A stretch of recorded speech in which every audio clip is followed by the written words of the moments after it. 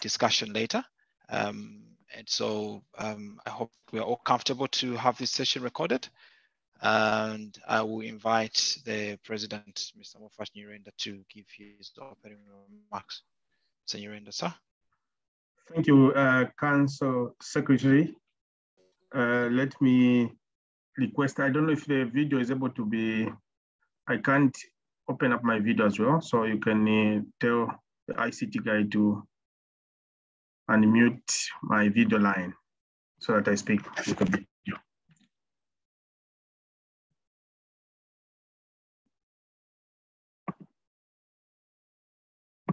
Okay, so in the interest of time, let me speak like this. Colleagues, let me recognize the governing council members that are on this call. And also I recognize the discussants that we have this afternoon. Sincere apologies for the technical hiccups that we've had, but it's good that we are getting started.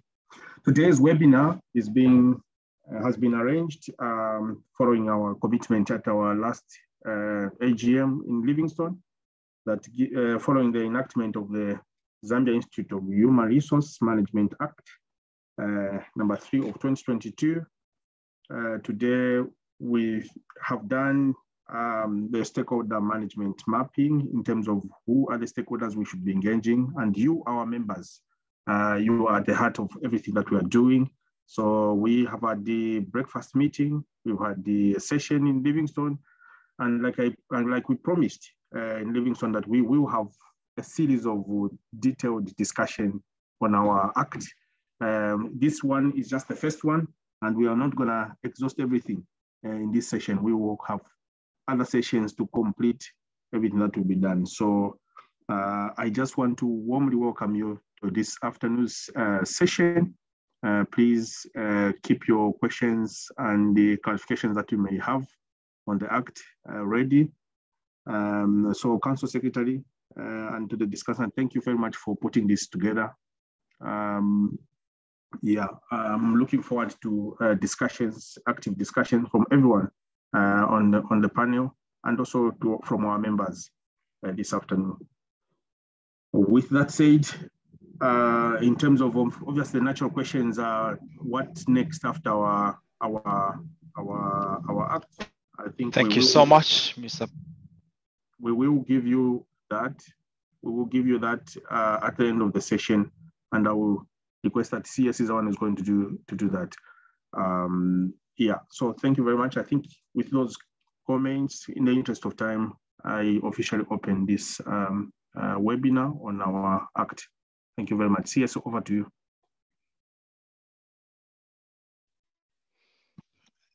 Thank you so much, Mr. President. Thank you so much, everyone, for making time for today's session. At this stage, just like that all the discussants have their videos on, IT support, please assist so that we can have the participants at least have the benefit of visual conferencing. By the geographical reasons or climate change. So Zambia has many experiences. And ladies and gentlemen, our discussants this morning, this afternoon, sorry, Council Sonda Ulaya, who is Assistant Labour Commissioner under the Ministry of Labour and Social Services, and she obviously has been one of the persons that was very instrumental in the process of driving this act, and so she comes with a wealth of appreciation and understanding of the ins and outs of this act. And so we'll do well this afternoon to take advantage of her being part of the discussants to just clarify any issues or questions that you may have. We also have, as part of the discussants this afternoon, Council Mujuda, who is representative of the Attorney General and sits on the ZIHRM Council, and he has been very instrumental as well in the process of ensuring that we have firmed up on what we now look at as our act, And obviously, ladies and gentlemen, last but not the least, we also have the Vice President of the Institute, Mr. Lwendo Malungo, who is also a discussant this afternoon. And he has been very instrumental as well in that he was part of the ad hoc committee that Council put together to drive, the process of the enactment of this law. And my name's Malandulam Tonga, the Council Secretary, and I will be moderating this discussion this afternoon. For those that may have joined after the announcement that I made earlier, if you'd like to submit any questions, please feel free to use the chat. We will not be able to allow questions that may not be typed in. We might not be able to allow participants to unmute themselves because of some technical issues that we're having. And so to ensure that we have given you an opportunity to ask your questions, please feel free to submit your questions via the chat, and our discussants will pick the questions as we go and ensure that you have been given responses to all your questions. IT, are we good with the videos for all the discussants?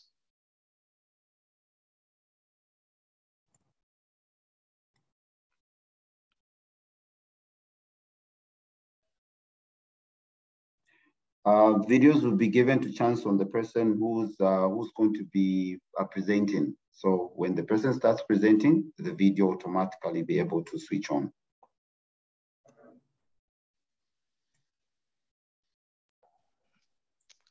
All right, thank you so much. Councillor Ulaya, would you like to just greet the participants this afternoon? All right, thank you, Chair. Thank you, everybody who's on the call. I hear it's very, very cold. I don't know whether it's in Lusaka only or it's covering all parts of the country. So I hope everybody is nice and warm, and greetings from Geneva. Thank you so much, Council. Councillor Mujuda, would you like to greet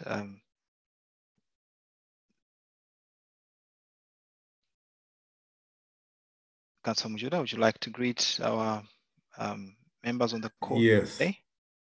Thank you. Good afternoon, everybody. And indeed, Lusaka is very cold, trying to keep warm.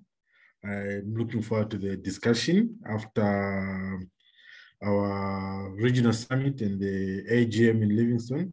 I think it's good to be back together. Thank you. All right, thank you so much. Mr. Vice President, would you like to greet our members this afternoon? Good afternoon, CS. Good afternoon, fellow practitioners and everyone present on the call. Nice to be part of this discussion, and I look forward to the insights that we are going to share during our discussion. Thank you. All right, thank you so much. It's unfortunate that we seem to have issues with the videos. Nonetheless, we'll proceed with this discussion. And ladies and gentlemen, we'll begin the discussion with an exposition of the definition of HR as is currently, defined in the Act. And I will invite the Vice President to just lead way in discussing the definition of HR. Mr. Vice President. Yeah, before we go full head into our meeting, I have a special request. Sure. If everybody could indulge me and give me some form of dispensation. I know I knew about this meeting, I think 2 weeks ago, or from the time of the AGM, but things happen a little bit predictively. I have just accompanied the minister to some meeting at our embassy here in Geneva. And I have a committee meeting at 3:30. So I was going to ask that in the time between now and 3:30 or 3 p.m. thereabout, if I could interject, jump in, speak as much as I can, I would appreciate it. Because from the mission to where the meeting is, I think I'll have another 10 minutes where I will not have Wi-Fi. So if I drop off, I'll try and get to the UN as quickly as I can, so I can find another place that is quiet so that I can join in. But if I'm not able to join in, I would like that we use up a lot of this time. I know we started late and we've lost some time already, but could we just try and maximize and get as many questions that can be given that were meant to be directed to me? Thank you. Thank you, Chair.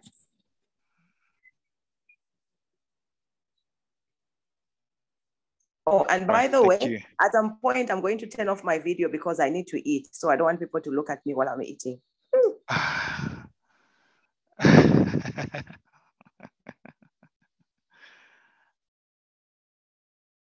All right. Okay.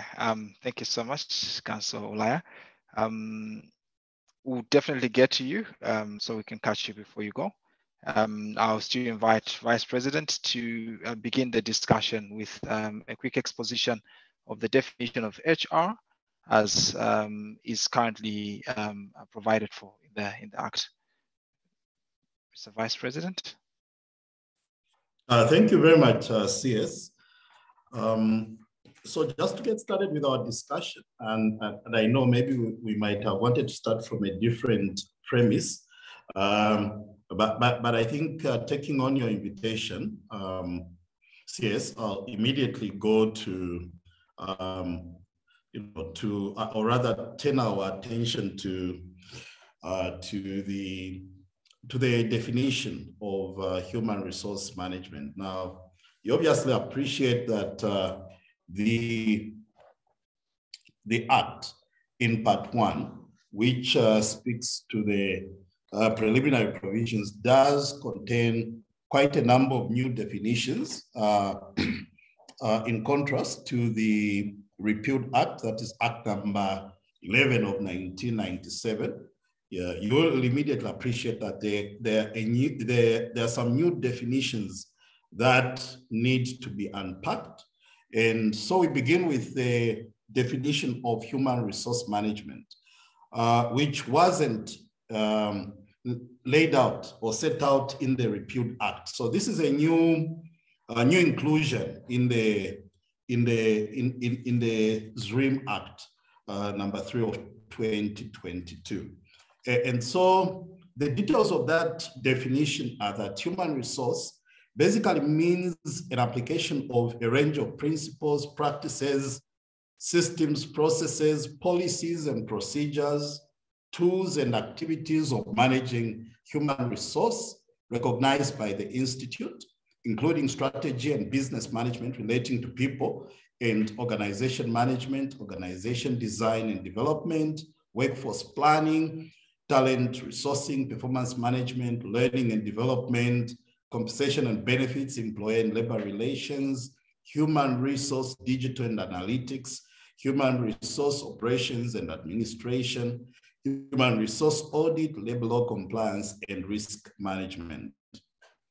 So contained in this definition of human resource management is basically the scope of the area that is meant to be regulated by the Act.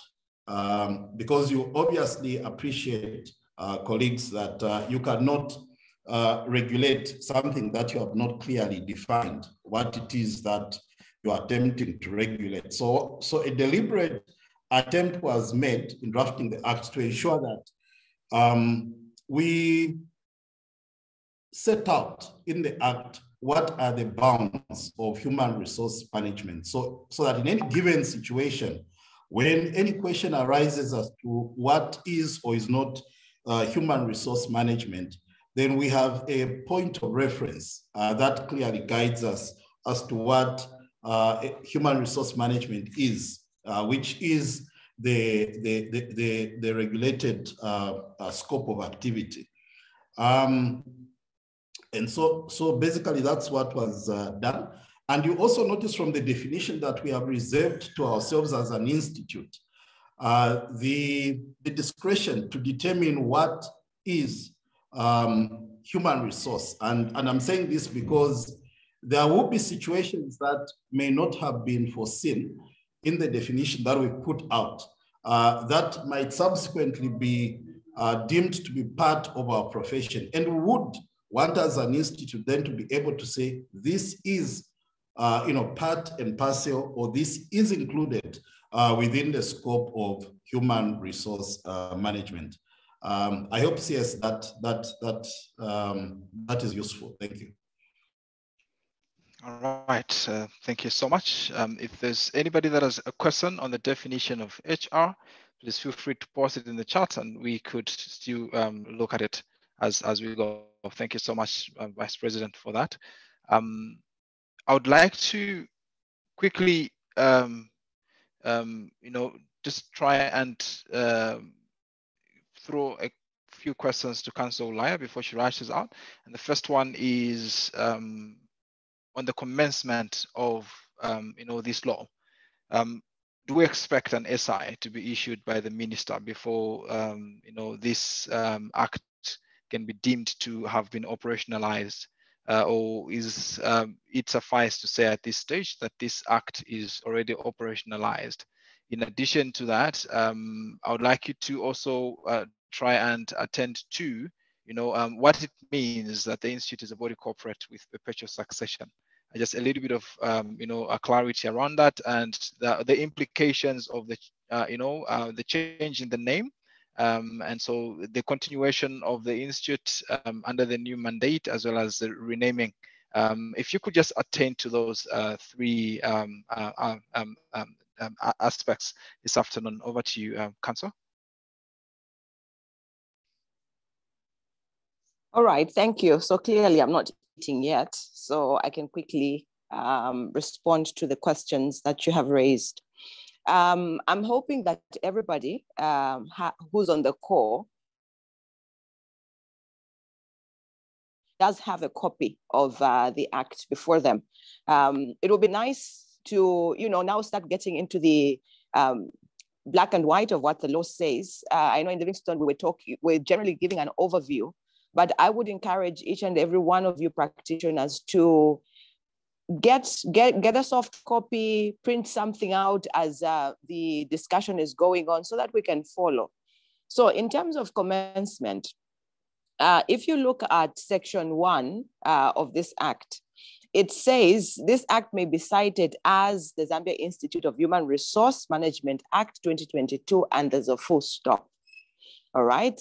So that means that when the president signs, which he did on 12th April 2022, this, what was a bill, became an act of parliament. It came into force.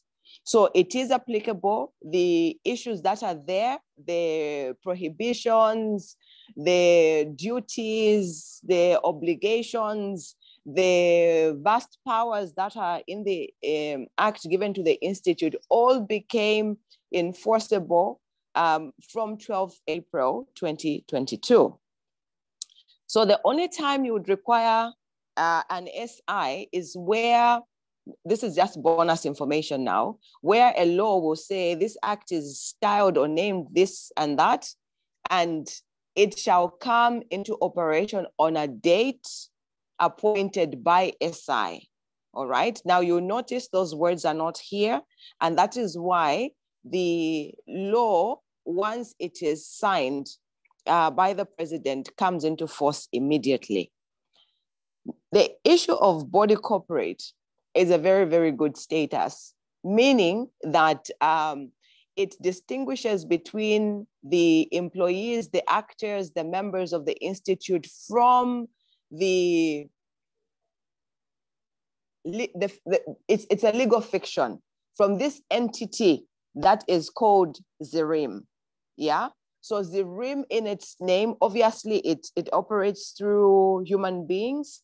So ZIHRM is able to own property, is able to enter into contracts of employment, is able to actually even go out onto the market and borrow money.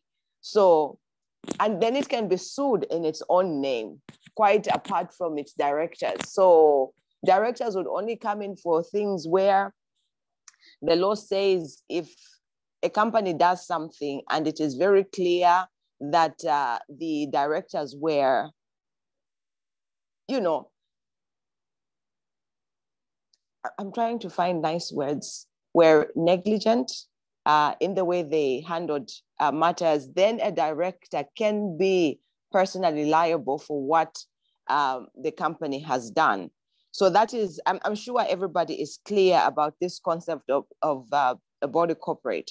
Now, the important thing to note is that in the long title, that's the paragraph on top there, before where it says it gives the date when it was assented.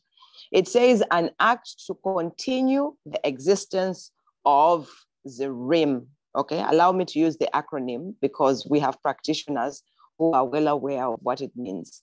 Okay, so it is continuing the existence of ZIHRM, meaning the institute that was there before is recognized as continuing. So therefore, if there were employees in the institute, they are deemed to be continuing. There isn't any break in service. And then the law has got the ability to, you know, put on some makeup on this institute that was there, cut its hair, do whatever it is, modify it a little bit. And you will notice that it renames it as the Zambia Institute of Human Resource. You might be interested to note that these were some of the, you know, small sticky things that we were forced to deal with when this issue went to cabinet, because they were saying, it was human resources. You want it to be human resource. Surely, do you want to come up with an entire change in the law just to add an S? The good thing is that practice was ahead of the law. I was shown documents, I saw your letterhead that actually showed that you were then not in compliance with the law because you called yourself Zambia Institute of Human Resource. Then when the law recognized you as the Zambia Institute of Human Resources. So anyway, that was just moving with the times. There was current appreciation that we talk of human resource and not resources as if they are commodities. So therefore, the change was just catching up with what the practice was on the ground. And fortunately, that did not result in any major financial implications, you know, like where you had to go and change your logos and all of those things. So that is what continuing and the implications of it means. Thank you, Chair.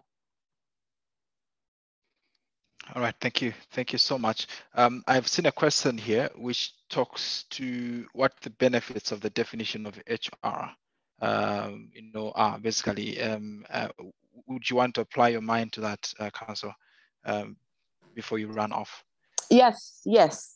The benefits to me personally, as a person that sits in the Ministry of Labor and has to deal with all of the many disputes that I have to deal with, is that this is revolutionary. For me, this definition is what is going to help in defining the scope, as Vice President had rightly stated. In our earlier law, you will note that there was this glaring omission. So what if this definition wasn't there, it meant that anybody could decide what HR was, you know?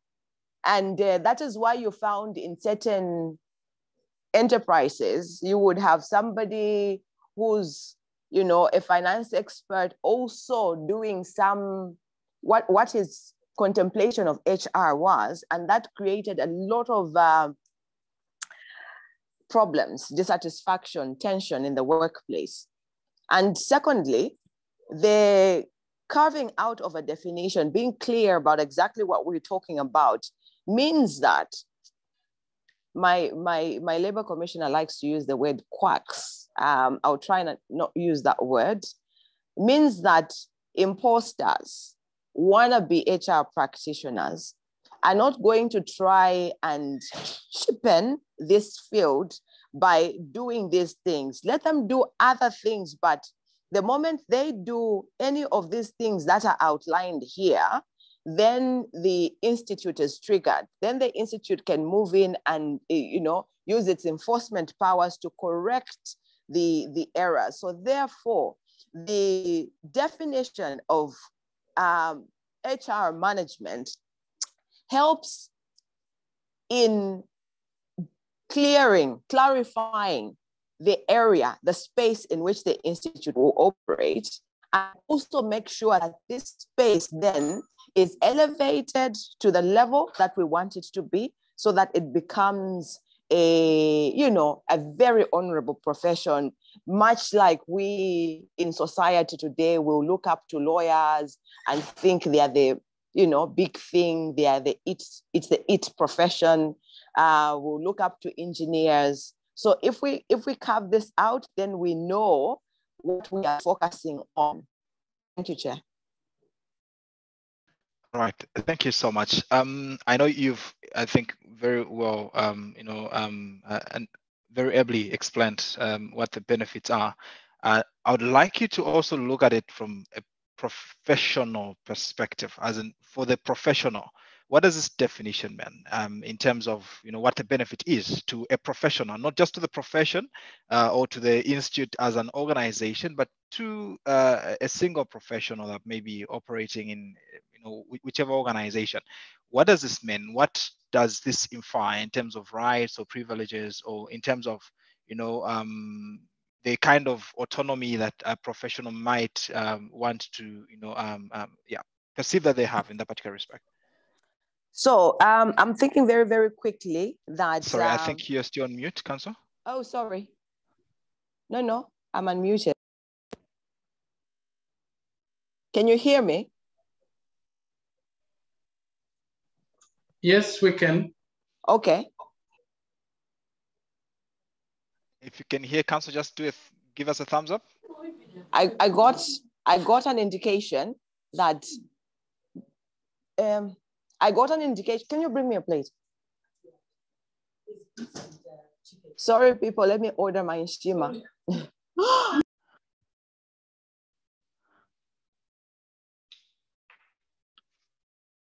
All right, so thank you. I hope that everybody can hear me. To a professional, I think the benefit is there's a strategy in there, yeah?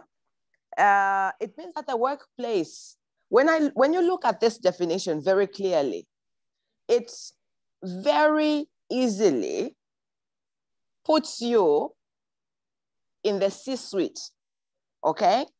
It very easily puts you in an executive level at your workplace. It very easily puts you in the boardroom where key and strategic decisions are being made. Right now, there are some very, very progressive organizations that have realized that you cannot meet your goals without the involvement of HR, because HR is the one then that is responsible for recruiting, for training, for human development,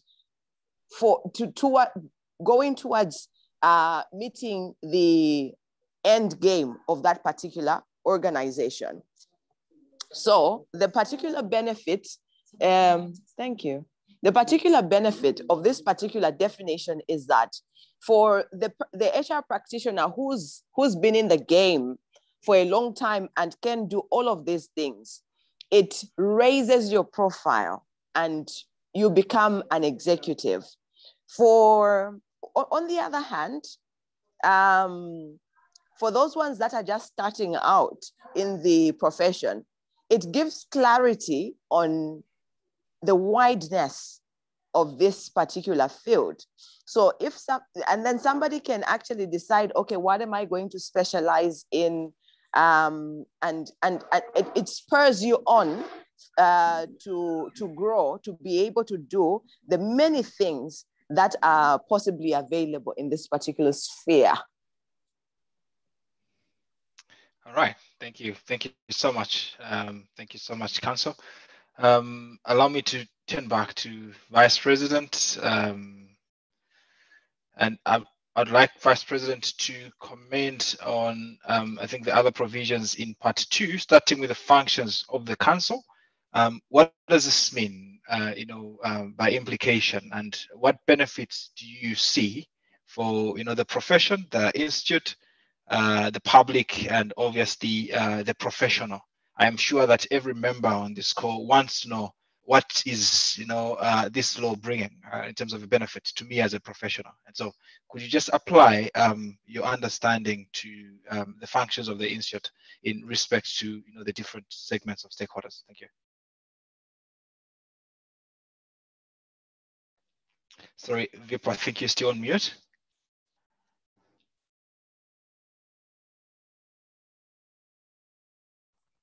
Sorry for that. Yes. So I was just beginning to say that immediately one goes through the act, they're immediately impressed by the fact that the functions of the institute have now been expanded under our new act.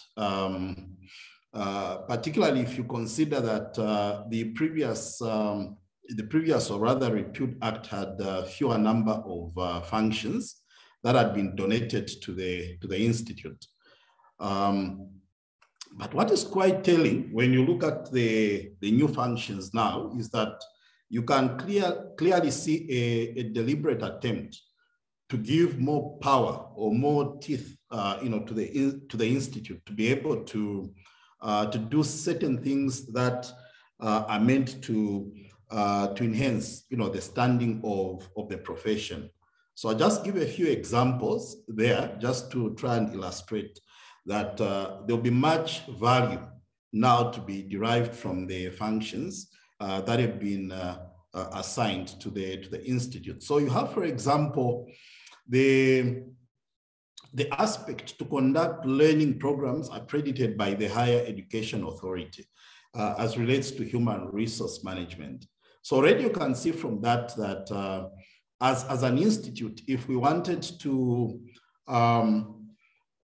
get actively involved in the learning sector, okay, or for example, come up with our own programs that we wish to to offer practitioners and perhaps even people who wish to join the profession. We are able to do that, by designing a curriculum and have it approved by the Higher Education Authority and then roll it out.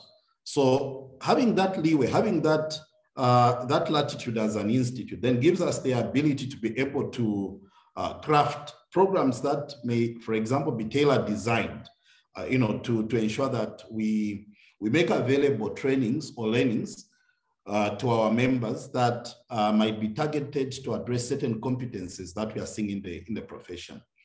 Beyond that, you also notice that as an institute now, we are able to enforce, and you notice this, words like enforce now being used in the aspect, or rather any part of the act that deals with the functions, okay? So for example, we are now being called upon to enforce continuing professional development requirements for practitioners. So enforcing definitely means that we'll have some coercive power. For example, if we wanted to implement certain CPDs, to be able to come up with a framework that we can enforce, that will be binding on members, in other words. So also related to that is the fact that we will be able to also develop, promote and enforce internationally comparable human resource management practice standards. And I think this is very important because it is tied to the fact that as a profession, where do we see ourselves, going, especially into the future, okay? And also the fact that since we have made the deliberate attempt to define within, the definition of human resource management who a practitioner is, now we are going further, to be able to come up with practice standards, that are going to be, internationally comparable. So for example, we are saying that, for example, we want to look at an area or practice areas within HR. You can take, for example, maybe a remuneration, remuneration management or talent management, or any other niche area within HR. If you want to then develop competencies within those areas, then come up with, practice standards that are going to be enforceable. So you're going to, for example, certify people as possessing competencies in those, practice areas. And then that gives you the kind of, confidence that you would need to be able to, to go out there and say, look, our member, our practitioner has this competence and we've certified that it's at this level. It can compare, for example, with another practitioner working, for example, in the UK, in South Africa, or in any other foreign jurisdiction. And it by so doing, it also then helps us to be able to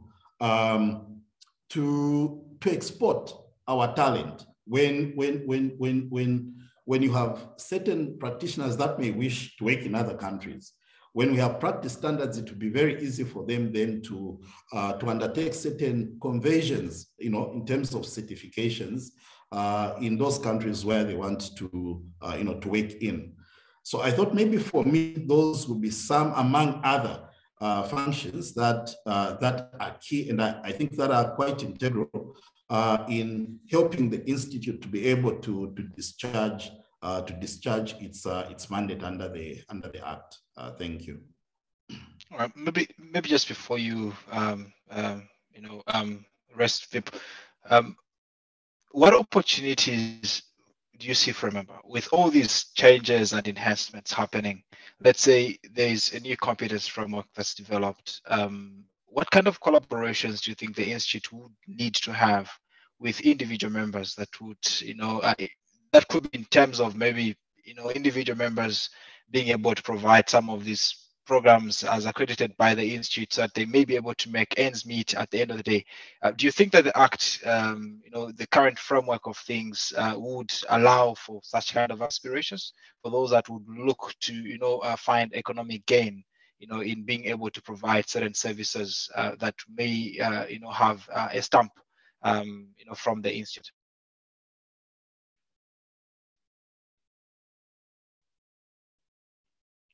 Sorry, you're still on mute, Vip. I'm sorry, still trying to get the hang of it. It's all right. So I was saying, that's a very good, that's a very interesting question that you've posed, and an important one at that. So for me, I think what is important is in the new scheme of things, I think there is indeed scope for members who may have certain competencies, yes, to be able to be called upon to provide the required learnings to members.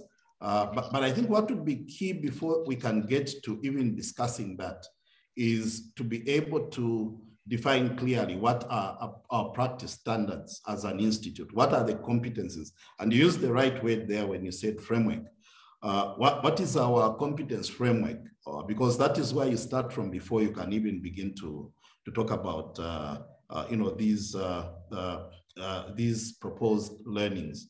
Yes, so in terms of the opportunity, once as an institute we've developed the necessary competence frameworks and practice standards, then that becomes an opportunity for those who might already be certified. And I know that we've got a couple of practitioners, for example, our colleagues who've taken certain certifications in as global remuneration practitioners, to use that as an example, who can then be asked to provide similar trainings once we have defined our own practice standards as an institute. So then that definitely creates an opportunity for people to be able, or practitioners, to be able to, to provide the training and at the same time, generate some revenue for themselves. So I think that's a very important aspect that, or work that lies before us as an institute. Maybe that's a challenge for our council, but certainly I see that as work that we need to to focus on in future and ensure that we expend a lot of intellectual activity around that, to ensure that it's realized. Thank you. All right, thank you so much. Two questions here, and I'll ask Councillor Mujuda to attend to these ones. They're basically following up on, I think, what the functions of the institute are, and I think they pertain to, number one, in the process of syllabus formulation.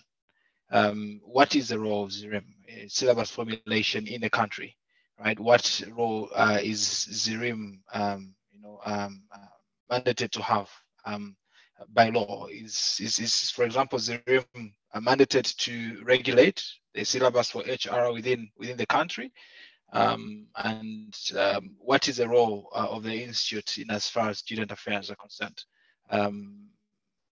You could apply your probably your knowledge of the Act to those two questions, and probably Councillor Ulaya can also strengthen your response after you've applied yourself. Thank you so much, Councillor Mujuda. Thank you, moderator. And as VP has said, the scope of the functions of the institute have really grown and they've been expanded. When you look at the scope of the 1997 Act compared to the 2022 Act, you will notice that the functions have really grown. One of them, the functions of the institute, is to register students. Other than that, and that is contained under Section 4 of the Act. And as Councillor Ulaya said, I think it is important that the members now start referring actually to the black and white. And when you look at Section 4 of the Act, it does deal with that part in ensuring that students are registered. Then it also provides for other things, like if you look at M as one of the functions, promote awareness among practitioners in matters relating to human resource management, education practice, and resources. Then further, we also have, as one of the functions on students, it does provide under one of the... Is it all the one that talks about collaboration with institutions of higher learning? Yes, it does provide also, and conduct, that is G, that is 4G, conduct learning programs accredited by the Higher Education Authority in human resource management. So you can see that the institute does have quite a bigger role in where it comes to dealing with the students. Thank you. All right, thank you so much. Councillor Ulaya, before you rush out, your thoughts, is ZIHRM, based on the provisions of the law, mandated to regulate the syllabus, let's say for Evelyn Horn College or for University of Lusaka, or is ZIHRM only restricted to regulate, to collaborate with those institutions, and then obviously can design its own syllabus, which then is provided, by different organizations in sync with the institute? Your thoughts, Council? All right, thank you. So adding on to what the previous speakers have said, the mandate of coming up with syllabi for particular professional, pathways is the preserve now of the Ministry of Education. It was previously higher education. It's been merged now into the Ministry of Education. So that we cannot do, or that ZIHRM cannot do. But it also recognizes that in the ministry, they might not have the technical know-how, the expertise, the knowing the ins and outs of what the HR profession is. And so therefore, the law says, in as much as coming up with the actual syllabus is not your function, this authority or this body that has the mandate must consult you. And the other, I think, strong provision for me is Section 41A. I think that's a very powerful power that the Institute has. It's very wide. You cannot tell how far it can go, because it says the function of the Institute, let me read it in the singular, is to advance the human management profession and promote its interests.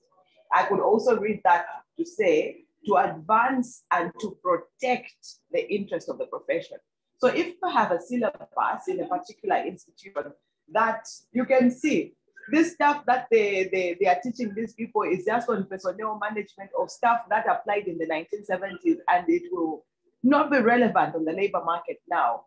ZIHRM has the power under Section 41A to engage higher education and the learning institutions to tailor their syllabus in line with what modern market trends are. And also to not only focus on the current, but also to be, forward-looking. They here in the ILO in Geneva, we are tasked with, dealing with the rapid transformations that are occurring in the world of work. See what happened to the world of work when COVID hit. Most organizations, governments even, were not ready. If you spoke about especially the public sector space, they were very averse to, modern trends that you can have remote working, that people can be disciplined enough to work off-site, but then, you have tracking methods. I became aware of some enterprises in Zambia that are really very, very innovative. And because they already had these things going, when we got government regulations saying you can't be more than 3, you can't be more than 30 in a space. And maybe in your workplace, you would cram 50 people in one space. What do you then do? Do you shut down? So these things that are coming, there's COVID now. We don't know what else is going to come and hit us and disrupt work as we know it. So if you have a profession that is very, very alive to these trends, you can actually even go in and not only in a work in a university or in a college, I believe that you can also use that initiative to get into workplaces, to look at their policies and say, look, you can't have a policy that is this rigid, all right? What happens when there's a problem? So for me, my biggest, of the functions of ZIHRM, I think the most important one is 1A, because it is very wide. As lawyers, we like these things because you can come up with any form of argument, any possible argument to extend your power. You can say, no, I'm advancing the interest, or I'm promoting the interest of the profession. So yeah, that's what I can add for now. Thank you.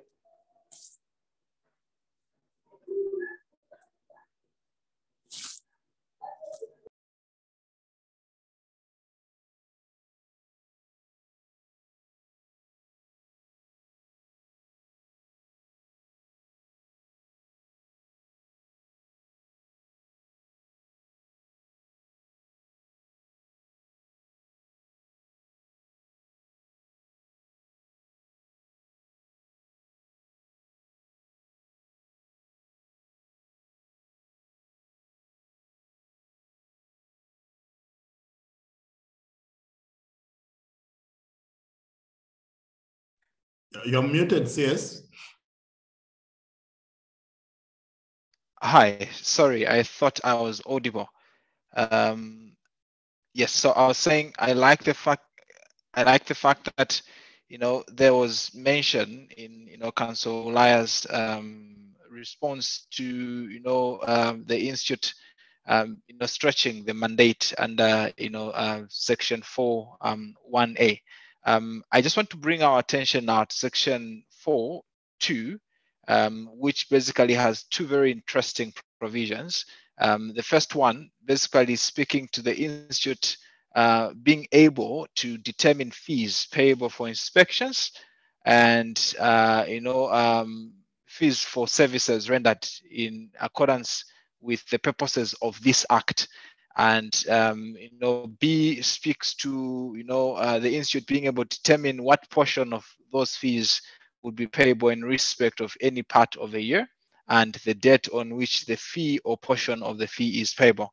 I'd just like to pick your mind this afternoon to what this provision means, and I would like that probably all the discussants could try and attempt to shed light on this particular provision. I'm not sure who's comfortable to go first, but yes, the floor is open.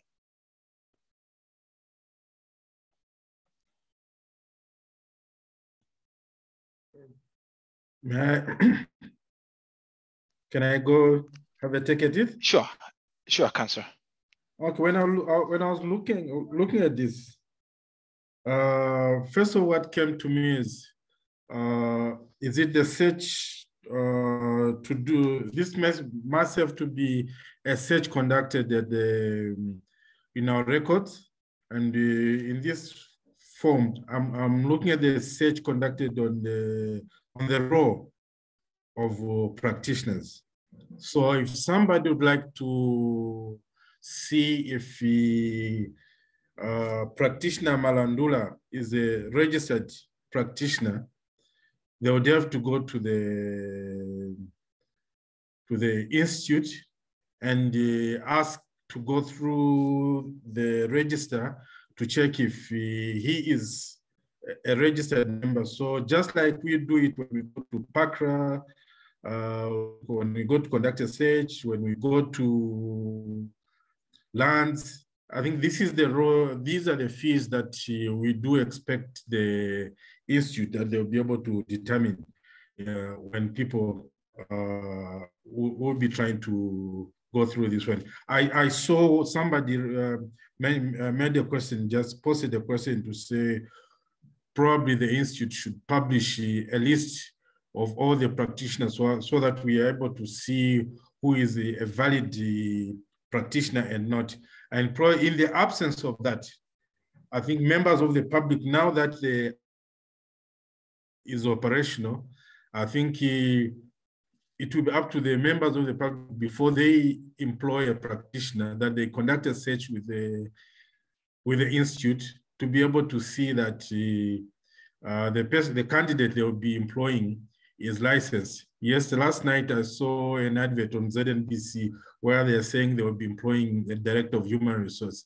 And what I do expect is that when they get their applications, as they shortlist, I would expect them to do a search with ZIHRM to ensure that the candidates that they will be they're likely to pick registered the candidates. Thank you. All right, thank you so much, Council. Vip, would you like to apply your understanding of this provision as well? Thank you, CS. My view definitely marries with what Council Judah has ably explained. But my other thoughts around this particular provision, because when I immediately read it, I was equally a bit stunned that it appeared to imply that when the institute is conducting compliance inspections, when we go from company to company, from employer to employer, to check which of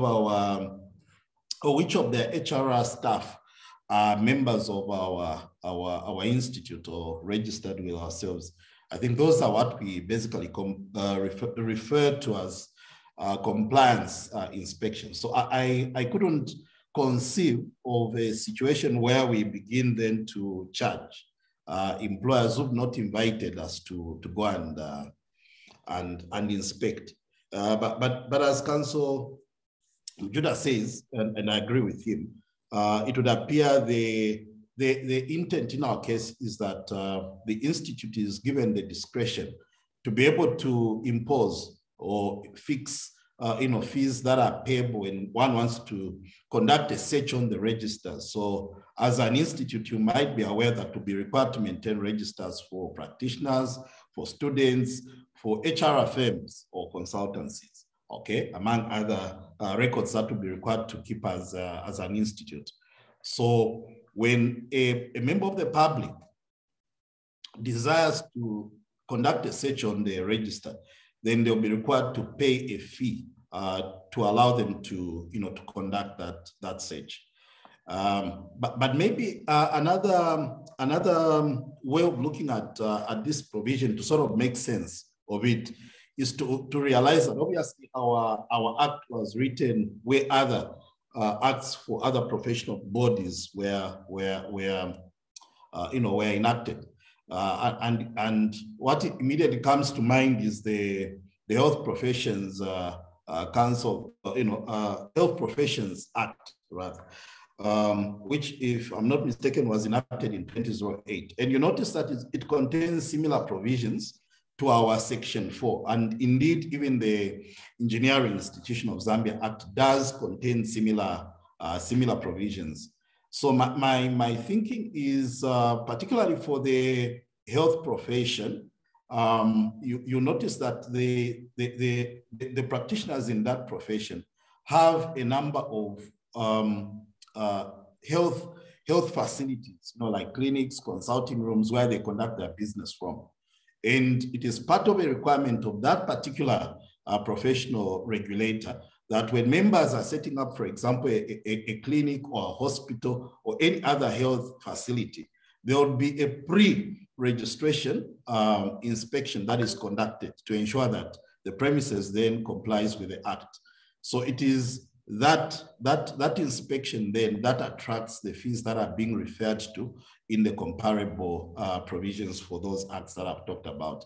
But in our case, most of our practitioners obviously be employed, by employers, and you have fewer, consultancies and firms. But I'm not too sure whether at a future date, as an institute, there will be, we may deem it necessary to charge a fee for a registration of a firm, which will require us to visit the firm to ensure that it's compliant with the Act or any other laws within the Republic. So I'm not too sure, but I'm just thinking on top of my head and trying to sort of make sense out of that provision. Thank you.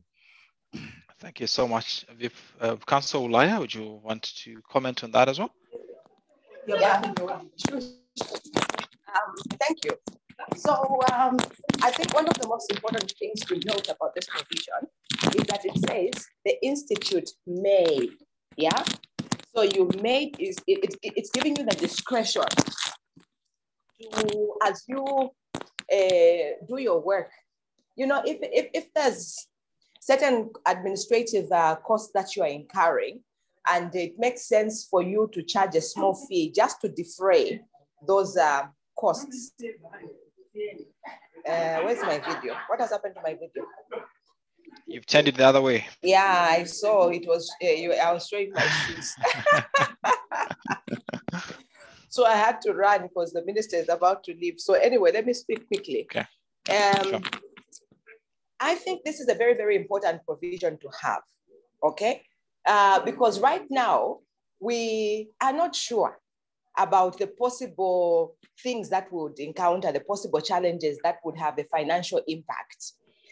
You are better, the institute is better off having this provision in than not to have it. Presently, I can give you a practical example. The OC Institute, that's Occupational Health and Safety Institute, came into being in 2010.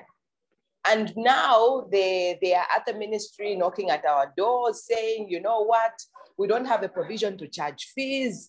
Our work is being hampered because we don't have that provision.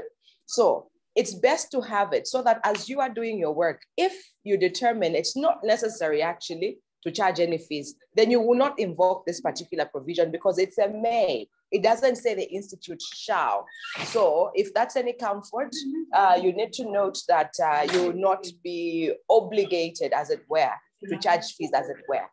So the minister is on the move. I will log in, I think, in a few minutes' time. See you on the other side. All right, thank you.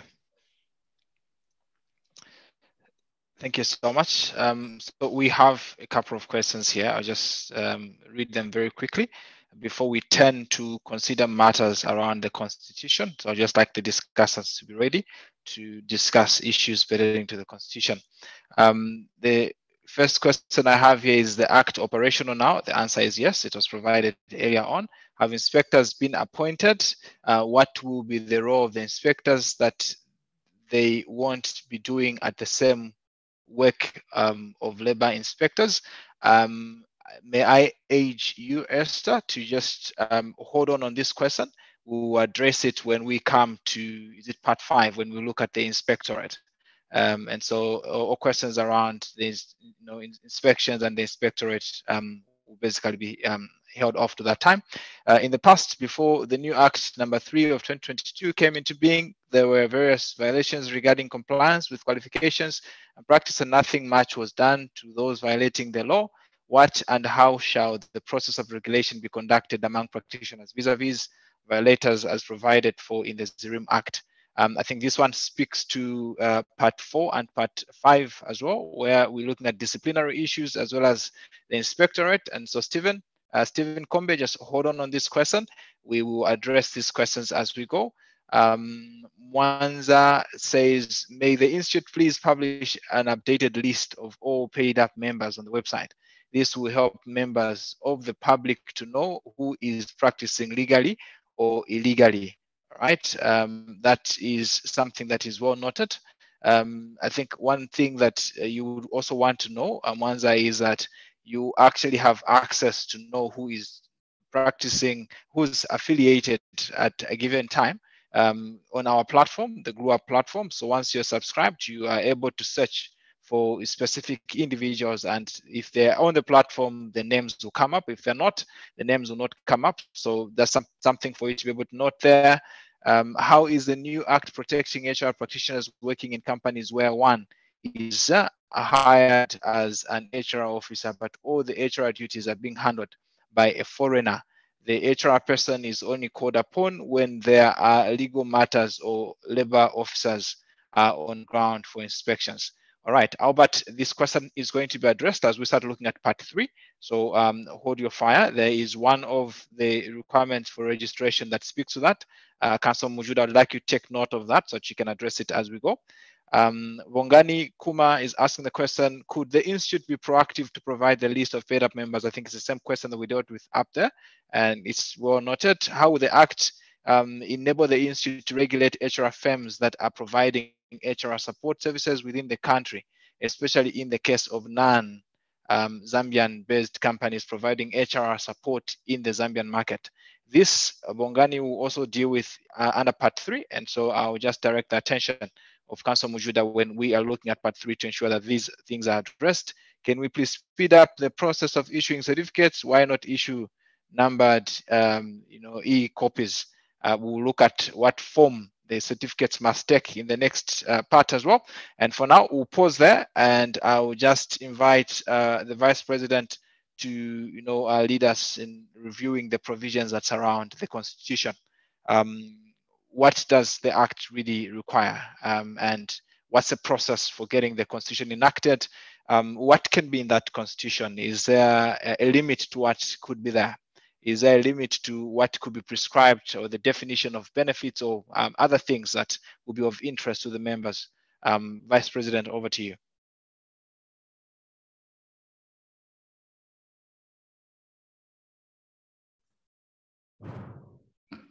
Thank you, CS.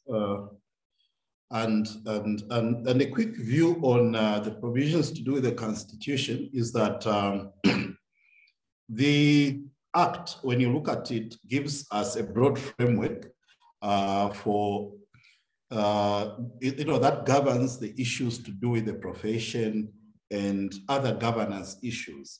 But then the Act itself then devolves or donates some of the detailed governance arrangements of the Institute to the Constitution.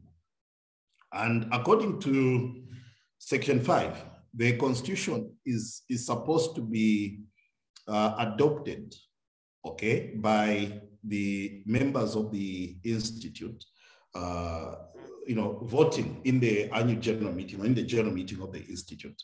So a specified majority is required for the Constitution then to be adopted by the Institute, and that's a 2/3 majority of the members who are eligible to vote.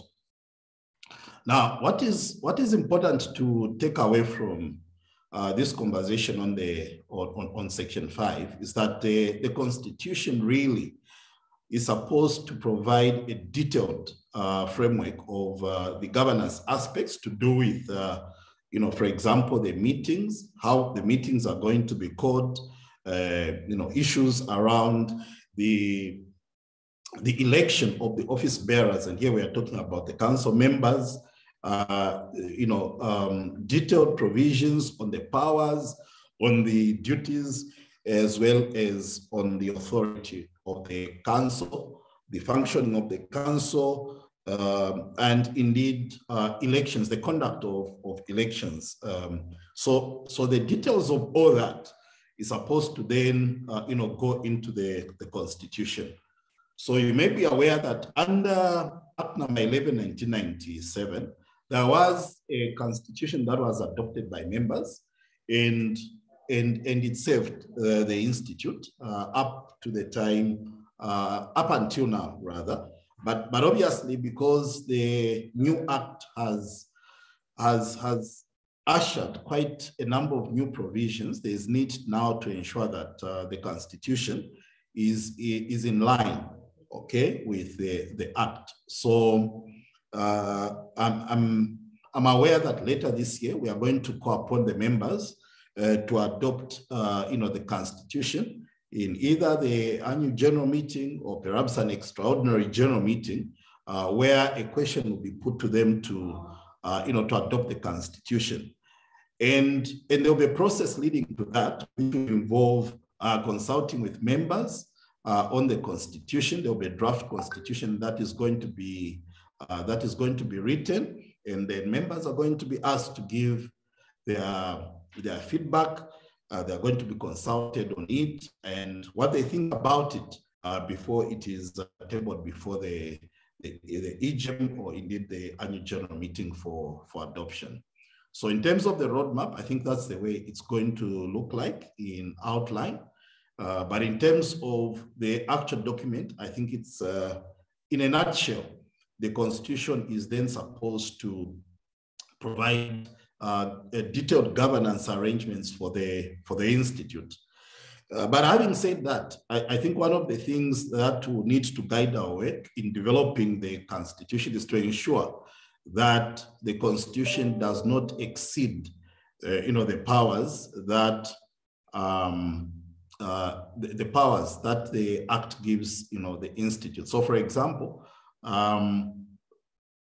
where the Act, as in this case, has prescribed a specific term for the council, the Constitution cannot then go and alter that, okay, and come up with a tenure for the council that is different. So that would definitely need to be one of the guiding considerations as we go about rewriting our Constitution. So I think in a nutshell, that would be a brief explanation or some kind of highlight around the provisions around the Constitution. Thank you. All right. Councillor Mujud, I'd like you to just, in adding to what Vipa said, apply, your understanding to what extent, does E, which is any other matter that the membership may determine, as far as what could be contained in the Constitution is concerned, to what extent does that wane really, and what opportunities does this present for the membership? What opportunities does this present for the profession? And obviously, also, to what extent does the Constitution become, an instrument that could, in essence, become, a document that as a source for, that presents a source of authority for enforcement and other things. Thank you, moderator. Thank you, moderator. And as VIP has indicated, the Act now prescribes how we are going to arrive at our Constitution. And that is Section 5 does state that, first of all, we have to get a 2/3 majority of the membership. So obviously, it means that once it gets that, it means that all the membership would have supported it. And in terms of enforcement, it means that if 2/3 of the membership does support it, you can see the support that goes with it. When you look at E, first of all, before I get to E, the Constitution does prescribe what may be contained in there. It has given us an idea of what could be contained in there. And I find, for instance, the definition of membership under the interpretations, where it, for instance, it says a member is as defined by the Constitution. So you can see the role that the general membership will have in trying to qualify the member, what is meant as a member of what that member is. When you look at what was a member under the 1997 Act, it's different. Under the 1997 Act, it was just defined according to the Act.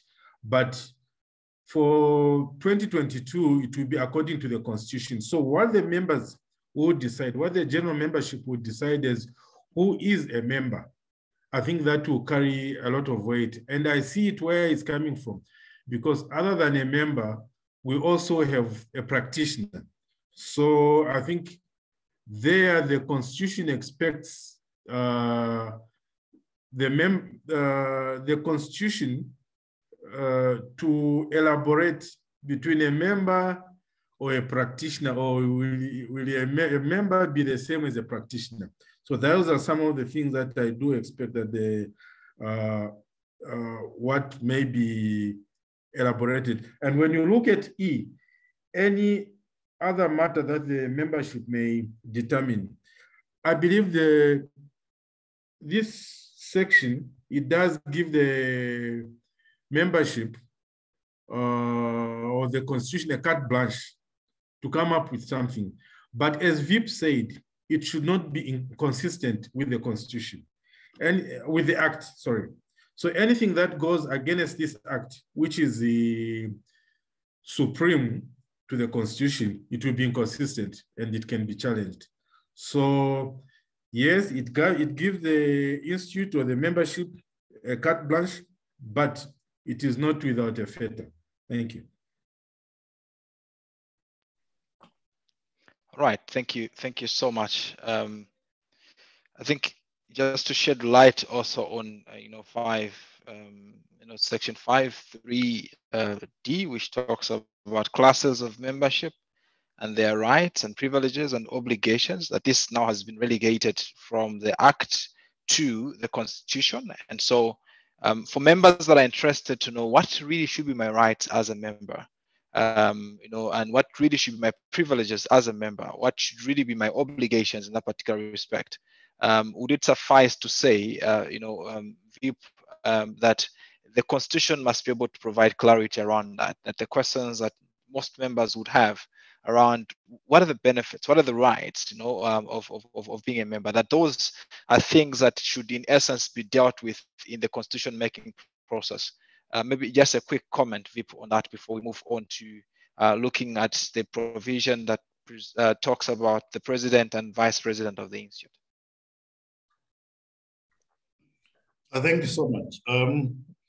Yeah, so I think what is important to emphasize here is that membership rights are supposed to be enshrined in the Constitution and are supposed to benefit members in terms of being able to determine certain aspects of their government, or rather differently put, determine how they are governed. So for example, I would expect that a constitution under the provision to do with membership rights should enable members, to be able, to know how, for example, to initiate a general meeting. If they are, for example, unhappy with the council and they want to fire all of us, they should be able to requisition. There should be procedure on how they are going to go about requisitioning a general meeting, which will then, sit and hear whatever, motion it is that has been proposed. So as we then write the Constitution, those are some of the things that we'll need to look at. So the Constitution then needs to set out clearly how members are going to go about how they are going to go about being governed and how they are going to participate in their governance. I expect also, for example, issues of classes of membership should be clearly explained, how members are expected to graduate from one class of membership to another. I think, again, that should be clearly explained, as well as the benefits that are attached to a membership class. So, for example, if one were to be conferred with a membership class of honorary fellow, should the Constitution then specify whether or not they are required to pay, for example, subscription fees or not? I think the Constitution should be able to provide answers like that. So ultimately, I think the Constitution, the benefit, maybe without necessarily itemizing them one by one, I think the main benefit, as I see it, is that members should be able to participate in the governance of the institute. And I say this, CS and colleagues, because I read certain postings on WhatsApp groups from time to time where members are complaining that they are not involved in certain decisions that are made by the institute. And I'm carefully using the word institute here because when the AGM sits, that's really the highest decision-making body within the context of the institute, and any decisions that are made by the members in the AGM should be binding on everyone. So I read of certain grievances, lamentations on WhatsApp groups where people are saying, no, but how was this decision made without our involvement? So I think the answer again lies in the Constitution. The Constitution should say what powers are given to members, what powers the council has, although some of those are already articulated in the Act, but there should be a clear explanation, a clear detail around that aspect, so that anyone in doubt can then, familiarize themselves and say, okay, if a decision was made by the AGM, for example, what's the consequence of that? Thank you. Thank you so much, Vip. Councillor Olaya, if you're back, just signal me, and we'll be happy to get your comment on the issues around the Constitution before we move on.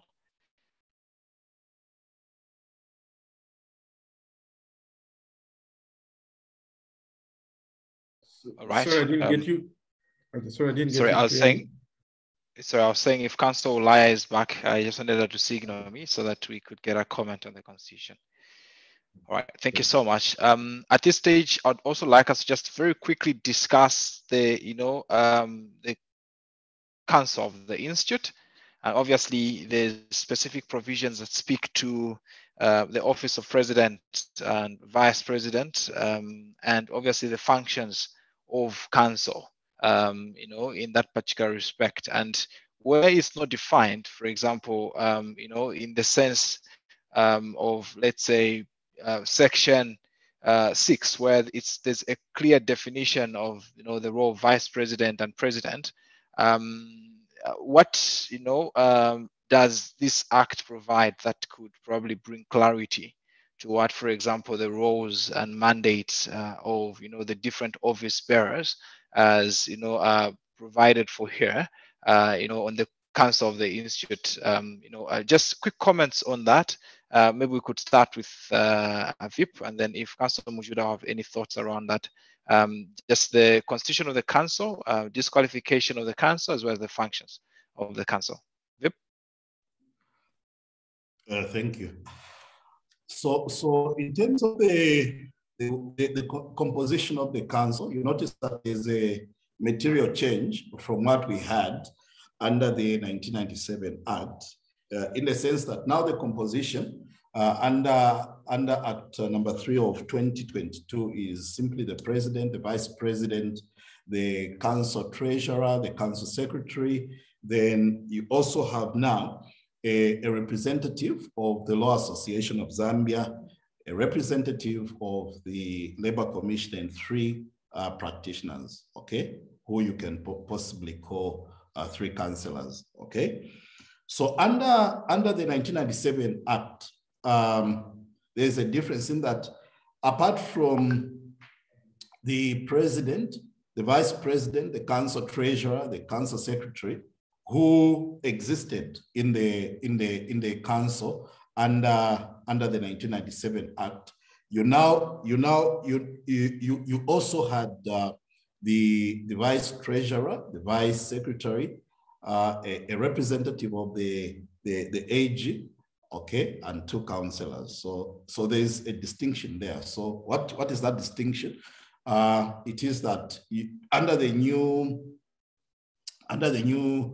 council composition, the representative of the AG drops off and is then replaced, if you wish, by the LAS representative, and you also have an inclusion now of the labor commissioner's representative. Then the number of councillors then is upped from 2 under the 1997 Act to 3 under our current act. So that's the difference. That's the new mix in the composition of the council. Then you ask a very important question, CS, as to the functions of the council members. When you navigate through the act, you are not going to find maybe with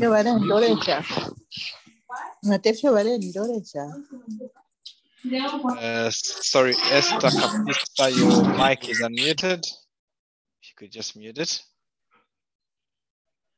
Okay, thank you, moderator, for that. So you notice that under the Act, we do not have any detailed elaboration of the functions of the councillors.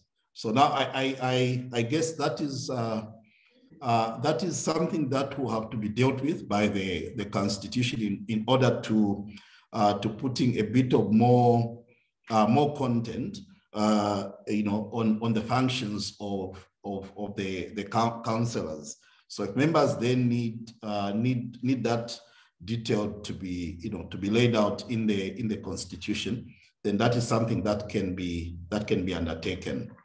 I also noticed that under our current Constitution, we do not have a detailed any deliberate attempt to give details of the functions of the specific offices on the council. Maybe this is food for thought as we go about writing our Constitution, that we could then maybe dedicate some kind of provisions to explain what, you know, the particular provisions, rather offices are going to be expected to deal with. I don't know if CS, there's anything that has fallen out from the question that you asked. The disqualification and qualification to council. Okay. Yeah, so thank you for that. Yeah, so in terms of the disqualification, or maybe we can start with the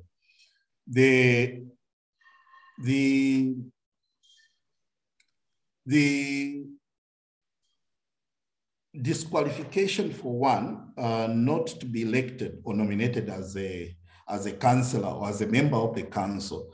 I think that it's quite important for us to note and observe that there are about 6 grounds upon which one can be disqualified, from election or nomination as a councillor. The first is that they should be found guilty of having committed professional misconduct. They should have been found guilty of professional misconduct, which I think is something that we'll discuss in later series. Then one should also be, if one is convicted of an offense under the Act, then that's another ground for disqualification. An undischarged bankrupt, it means somebody who is a bankrupt and they are still undischarged, meaning they're still a bankrupt. Then anyone who is legally disqualified, so here you're talking about somebody who's suffering from a legal incapacity arising from mental health. Anyone who is convicted of an offense involving fraud or dishonesty and an employee of the institute. So for example, in the case of an employee of the institute, if the registrar today wanted to stand as a councillor, it means he's automatically disqualified from standing whilst he continues to be an employee of the council. But I hope for the other grounds for disqualification, I think they are fairly easy. I think they are self-explanatory. I think I'll not belabor the point. Thank you. Thank you so much, Pip. Councillor Mujuda, very quickly, the functions of council.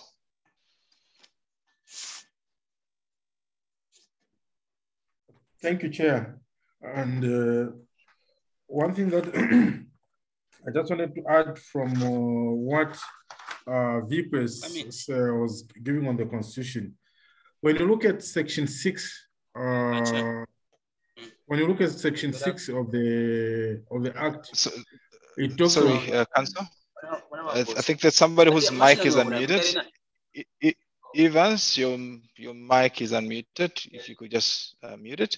Ladies and gentlemen, please just watch that. Just watch that your mics are muted.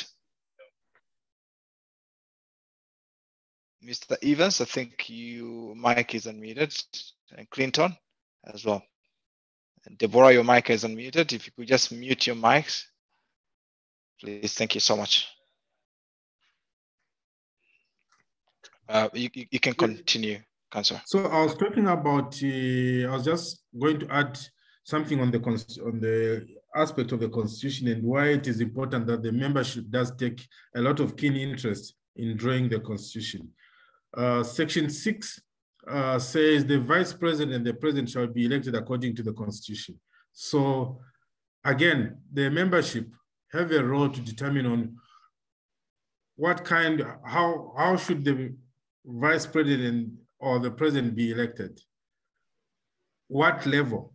For instance, I would say members might say the Vice President shall be at this level compared to the councillors. So that can only be determined in the Constitution.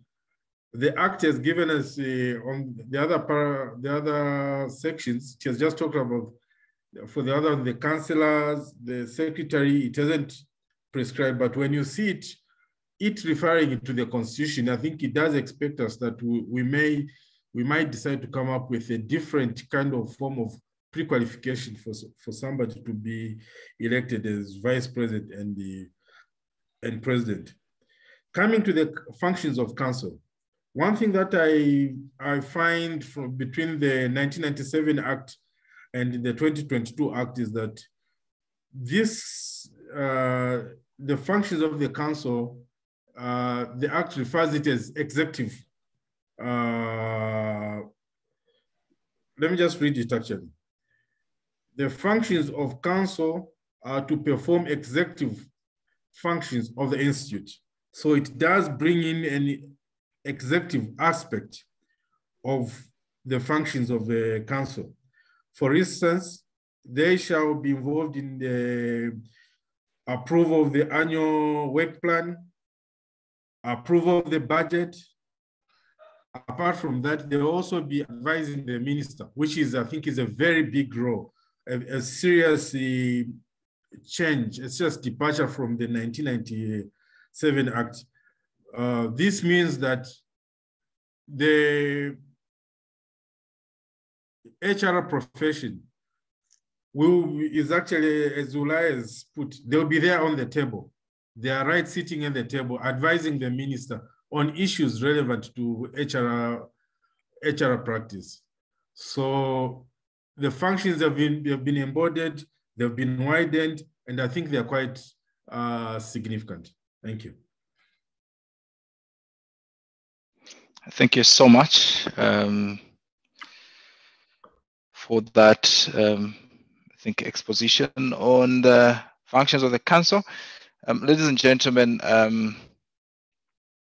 we endeavored to be able to touch part 3 today, but obviously in the interest of time, if we started part 3 now, it would take quite a lot of time. And so what we will do is we'll just finalize, I think, the final provisions of part 2, which basically look at the staff of the institute and the registrar.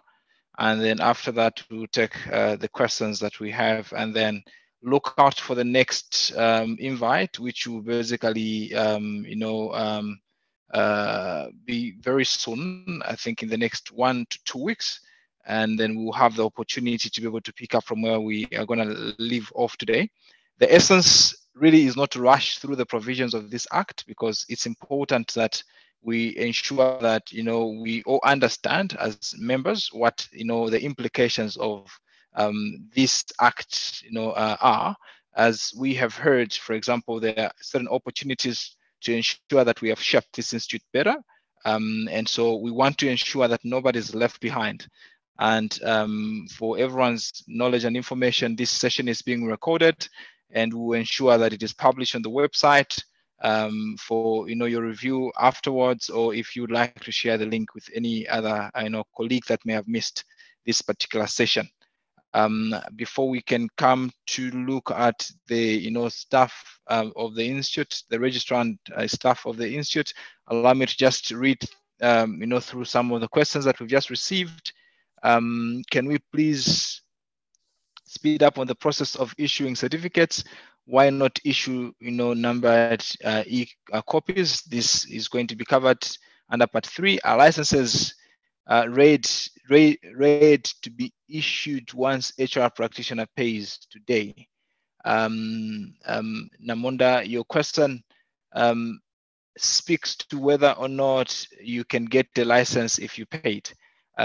So even right now, the issuance of a license, the practicing certificate, is not just tied to payment of a fee. There's a criteria that one must meet before that can apply.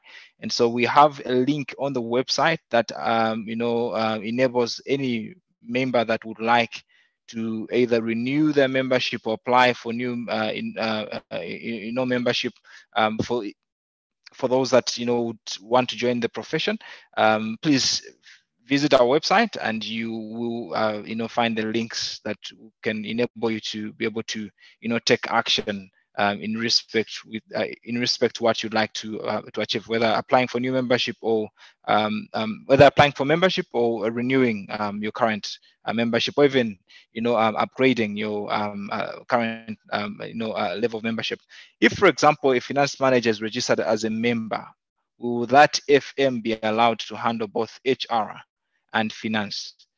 I think please take note, discussants. That would be a question that would need to be able to address. Does the Act restrict other professionals on the practice of HR in an institute? I am not sure what this question means, Katongo. Does the Act restrict other professionals on the practice of HR in an institute? If you could just clarify what you mean, Katongo, we'll be able to ensure that we answer that question. are non-Zambians allowed to practice HR under the new act? I think the institute needs to do much more in inspecting employers on compliance. Although this is going to be dealt with during the review of part 5 of the act. Why does the institute allow register licensed people who have not studied HR? For example, it's on record that the institute licenses those that have done any social science, even if it's not HR itself. Thanks, Chiwala. I think your question will be addressed by the discussants. Davison, I second the Chiwalas. This has killed the actual practitioners and reduced our salaries and competence. Just one semester of HR. All right, so we've taken note. Geoffrey Zeka, I can see your hand is up.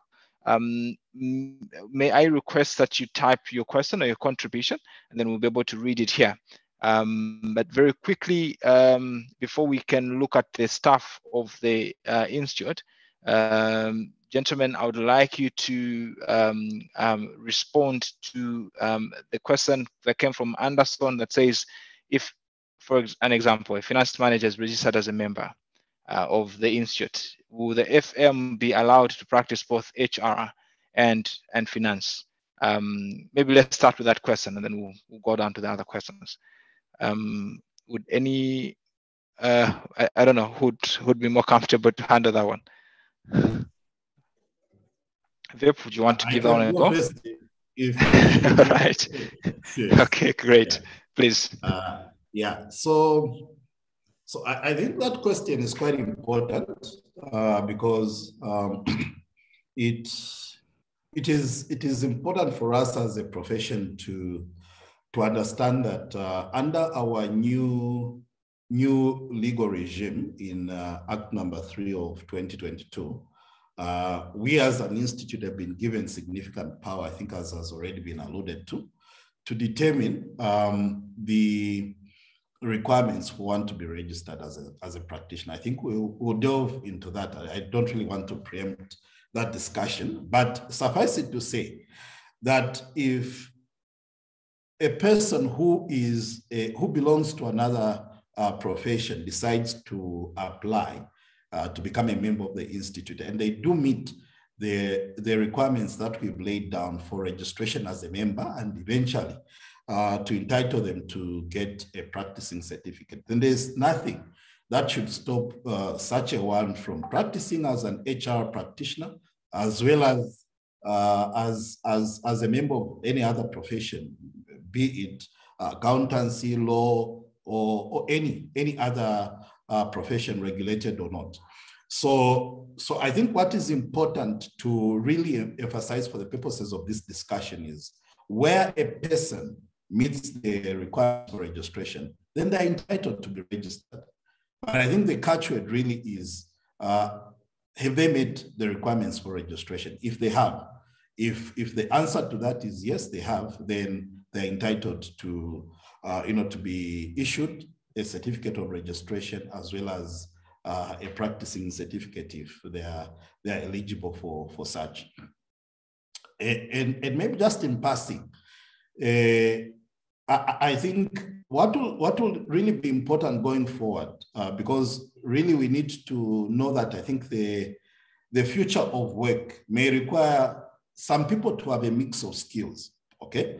So by having that, we are not simply saying that it's only people, for example, who've studied HR proper, who are going to end up being practitioners. If any other person has studied, let's say, accountancy, and they subsequently then go on to do whatever CPDs or whatever learnings they'll be required to do before they then become eligible to be registered as a practitioner, then well and good. But I think the point is that if anyone wants to transition from any other profession or career into HR, the better.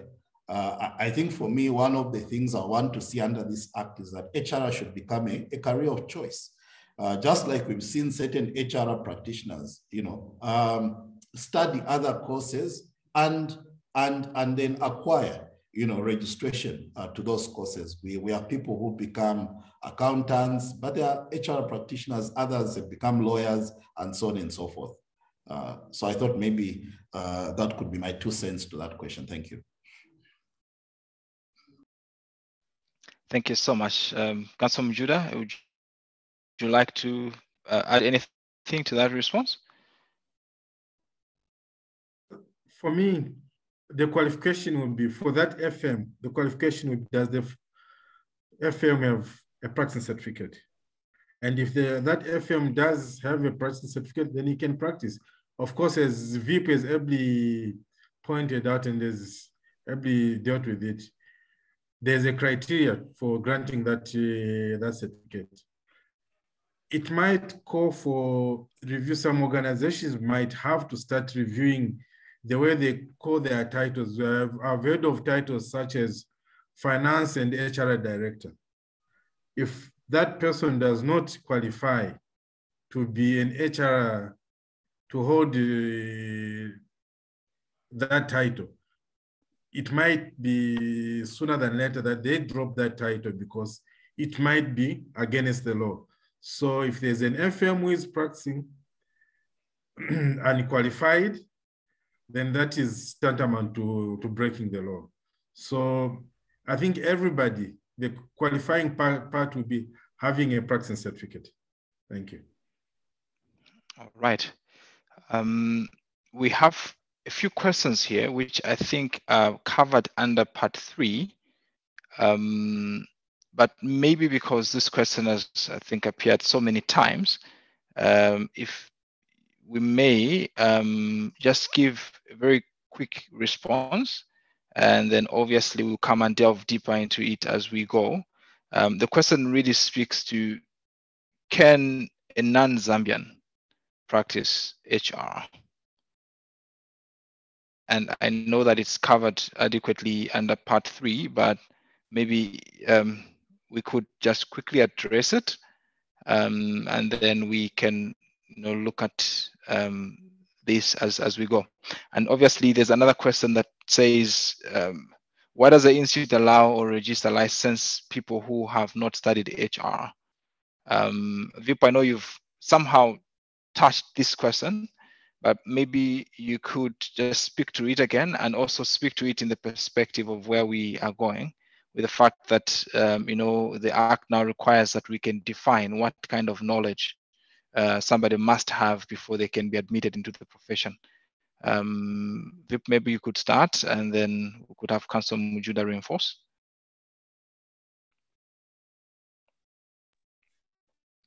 Okay, yeah, so just further to the explanation I'd earlier given, so in terms of what qualifies one to practice as an HR practitioner or to be registered under the Act and therefore be entitled to a certificate of registration and practicing certificate, I think all that is determined by the criteria that apply. So we had a criteria under the Repealed Act, which allowed for registration of applicants who met the requirements that was then prescribed. And that included people who had social sciences qualifications. And indeed other qualifications that were deemed as acceptable by the institute. Now, like you rightly stated, CS, that was under the repealed legal regime. Okay, so under the new regime now, we need to be cognizant of the fact that as an institute, we've been mandated under the Act to come up with a criteria, okay, for registration as a member. So under that criteria, we will then set out what are the qualifications that are acceptable to the institute for one to be registered as a member, or any other criteria that we may come up with. So I take what the members are saying, as quite very important, but also maybe I think just for them to chew on. And I'm not trying to be clever by saying this, but I think we are all cognizant to the fact that I mean the HRR qualification or degree in Zambia is relatively new, okay, on the qualifications market, if I can put it that way. Previously, most of the people who had, including myself who was speaking here in any case, I do not have as my first or primary degree, an HRR degree, okay, a human resource qualification or human resource degree. But obviously, maybe at postgraduate, yes, it's a different question. I may have that. And maybe that's what qualified me to be registered. So maybe it's as we have that conversation now, beyond the niceties of the law, I think it's important just for us to bear in mind that we've not always had an HRM degree in Zambia. And I think the first, I stand to be corrected, the first batch of graduates we had in Zambia was early 2000. Okay, that's when we had that. I think that's when the first graduates were graduated by CBU.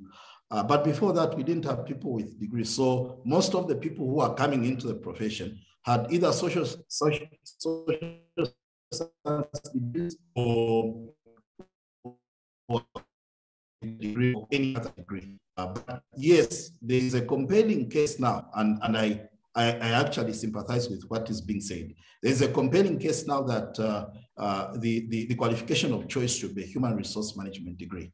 So that is, I think, the desired position. But in terms of how we then articulate it in the criteria or in the regulations that I believe are going to be issued by the minister at an appropriate time, then those will be some of the things that we'll put in there to ensure that we clearly define who qualifies to be issued with a certificate of registration.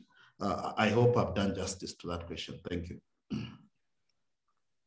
All right, Councillor Mujuda, would you want to address the question around can enhance Zambian practice HRR in Zambia? Yeah, thank you, moderator.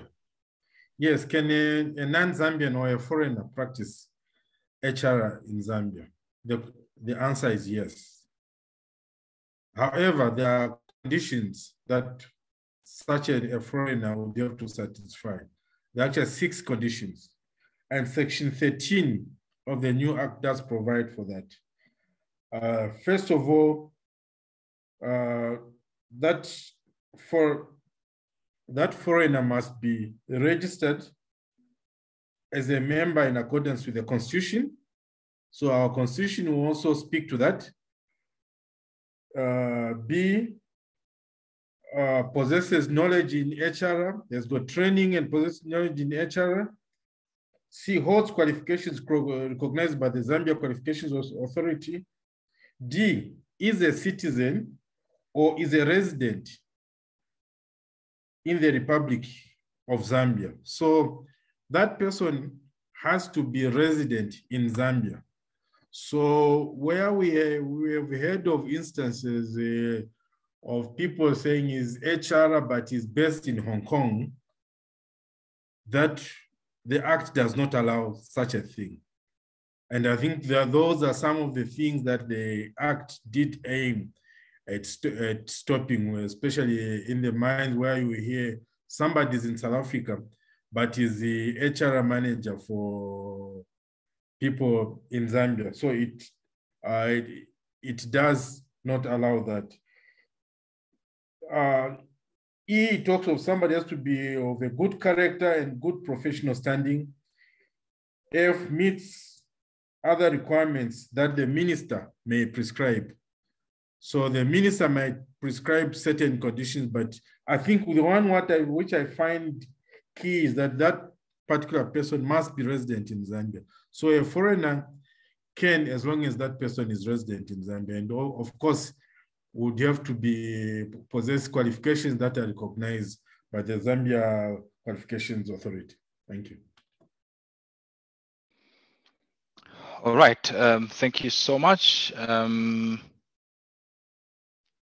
staff of the Institute, maybe very quickly, we could just look to that. Who has the power to appoint staff of the Institute, and what are the prescriptions? Are there any notable changes in what is prescribed to be contained in the structure of the Secretariat, comparing the 1997 Act to the 2022 Act? And then we'll wrap up this session with maybe a review of the final comments and questions that we've gotten. Councillor Mujuda, would you want to quickly look at that? Maybe VIP can reinforce. Thank you, moderator. Appointment of staff for the Secretariat. This is provided for under Section 10 of the Act. Section 10 provides that the Council shall appoint the registrar, who shall perform the executive function, who shall be the chief executive officer of the Institute and the Secretariat. So, Council of ZIHRM, it is mandated to that. Similarly, the Section 10(3), it also mandates the Council to appoint other staff of the Secretariat as it deems fit, those necessary for the job at hand. So it does give the mandate for the appointment of both the the registrar, as well as the other staff of the Institute to the Council. Thank you. All right, VIP, would you like to add any remarks there? Maybe you could also speak to, Section 10(1)A that says registrar is chief executive officer and secretary to the Council. And probably you'd want to give just some discussion around secretary to the Council and the role of honorary secretary as presented on the composition of Council. So thanks. So additional to what Councillor Mujuda said, the provision as relates to the staff of the Council is that we now have the registrar designated as the chief executive officer and the secretary to the Council. So basically, he wears two hats: the first of CEO and the other of secretary to the Council.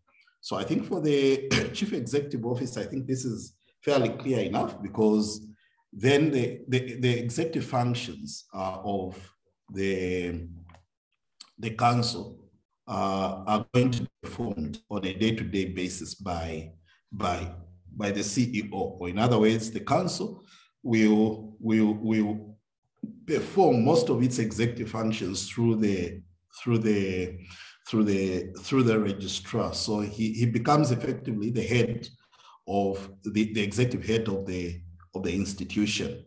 Okay, so in that capacity, then he can enter, for example, into a contract that will bind the institute.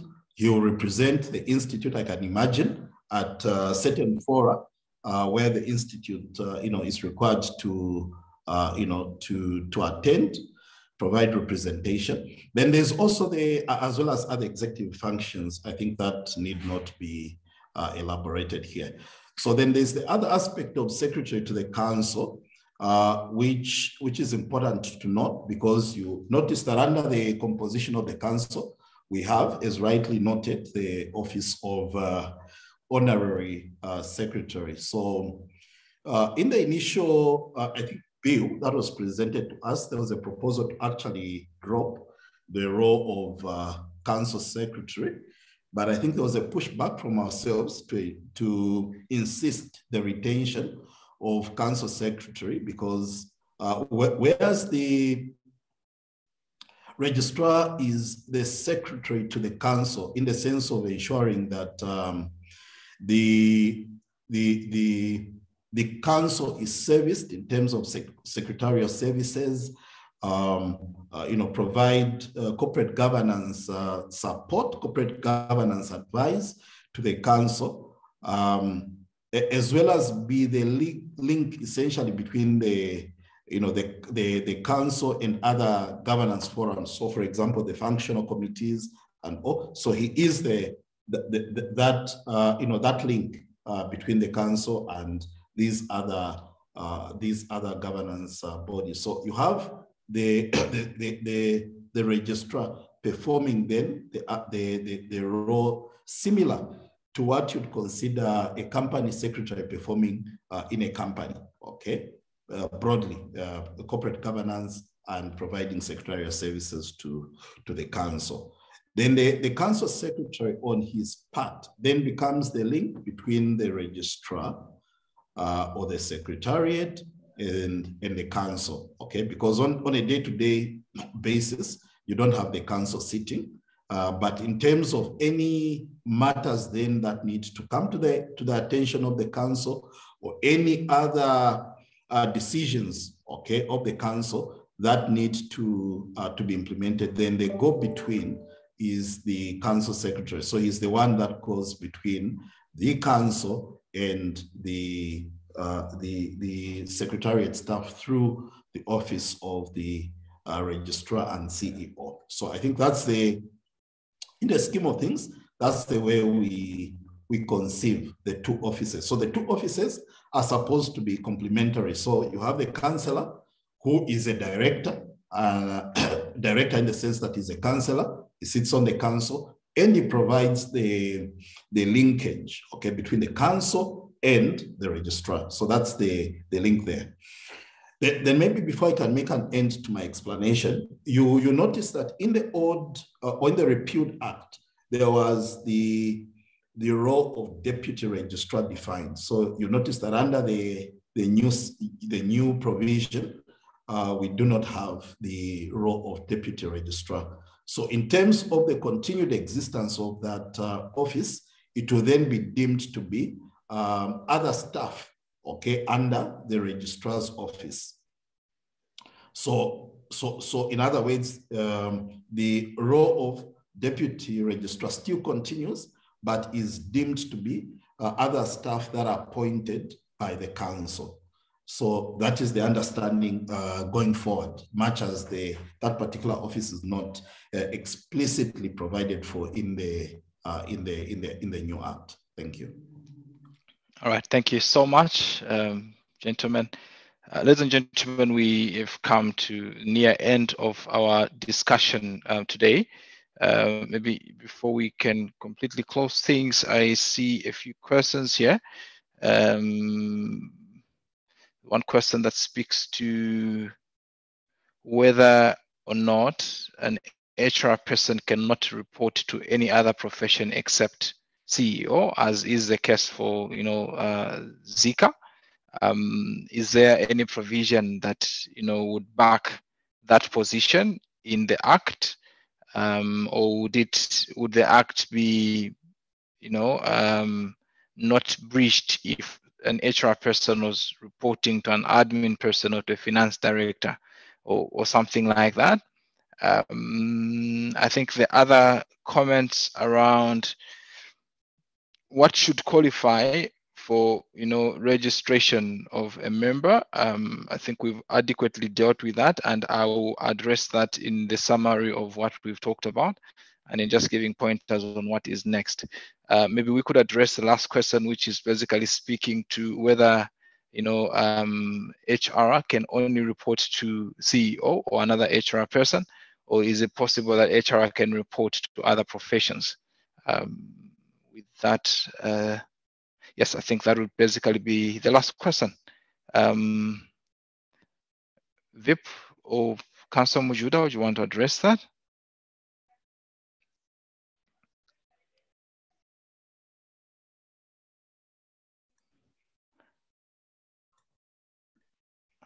Senior Council can go first. I thought we could be in a better position to do that.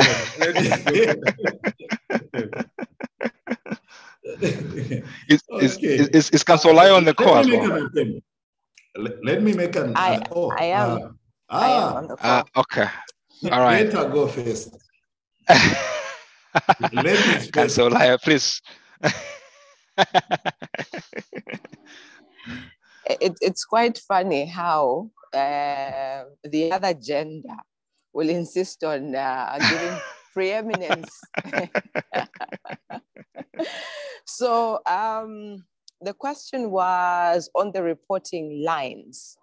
And this is where I think the work is in making sure that we position this profession in as a very, very strategic provision, which is why at the beginning when we started, one of the things that I said was, to me personally, the thing that I love the most about this bill, apart from the enforcement powers, of course, is how we have broadly defined what HR practice is. And therefore, it means that for you to do any of those things, you have to be licensed or permitted to do so by the institute, failing which you will be contravening the law, and then there are sanctions there. It then means that if there was somebody else of another profession who was doing some aspect that has been captured there, they can't do it, all right? So therefore, only, I mean, if it's, you're going to be talking at the strategic level, okay? How would you be reporting to a finance director? Because then finance director would have to be making some decisions that are HR related, and he would be applying principles that effectively would mean him practicing HR. I don't know whether you are getting the sense of what I'm trying to convey. But in the way we have broadly defined HR practice, it means that the law has actually placed HR practitioners who have the requisite competencies. It has placed them in the boardroom, all right? It has placed them at executive level. And therefore, what it means now in terms of implication is that the law has said it. If we don't assert ourselves, okay, if you don't assert yourselves out there and begin to insist, we need to change our structure, we need to change our reporting lines, because this is what the law is saying. This is my position, this is my portfolio. So therefore, I cannot be reporting to this one. By necessary implication, if you look at the definition, it means that you are reporting directly into the CEO. So here we are talking about head HR, okay? Obviously you have your subordinates who report into you, but ultimately if you are the one that is heading the HR function, you cannot report to a lawyer, you cannot report to a Zika person, you must report into the CEO. So the comfort that I can give is that the law is there, you have the backing. What remains is now for you to begin to assert yourselves, throw your weight around, don't be apologetic, for goodness sake. You have suffered for long enough. Let people know that you are around, you are available, and no decision that is HR practice is gonna be made without you. Thank you. All right, thank you so much, Council. I see people clapping on the chat. All right, great. VIP Council, do you want to add to that? For me, I think as my closing remarks, Council Olaya spoke about the importance of this act to the HR profession. For me, I will speak as a member of the public. I think the public will benefit from the ethical practice of HR practitioners. I think it's not only to the the benefit will not just accrue to the practitioners. I think as a public, there will be a lot that they will benefit. An example is if I go to my HR manager and go to confide with them, say, this is the challenge that I have, such and such and such. I do expect that the code of ethics will prescribe some of the things that, for instance, confidentiality.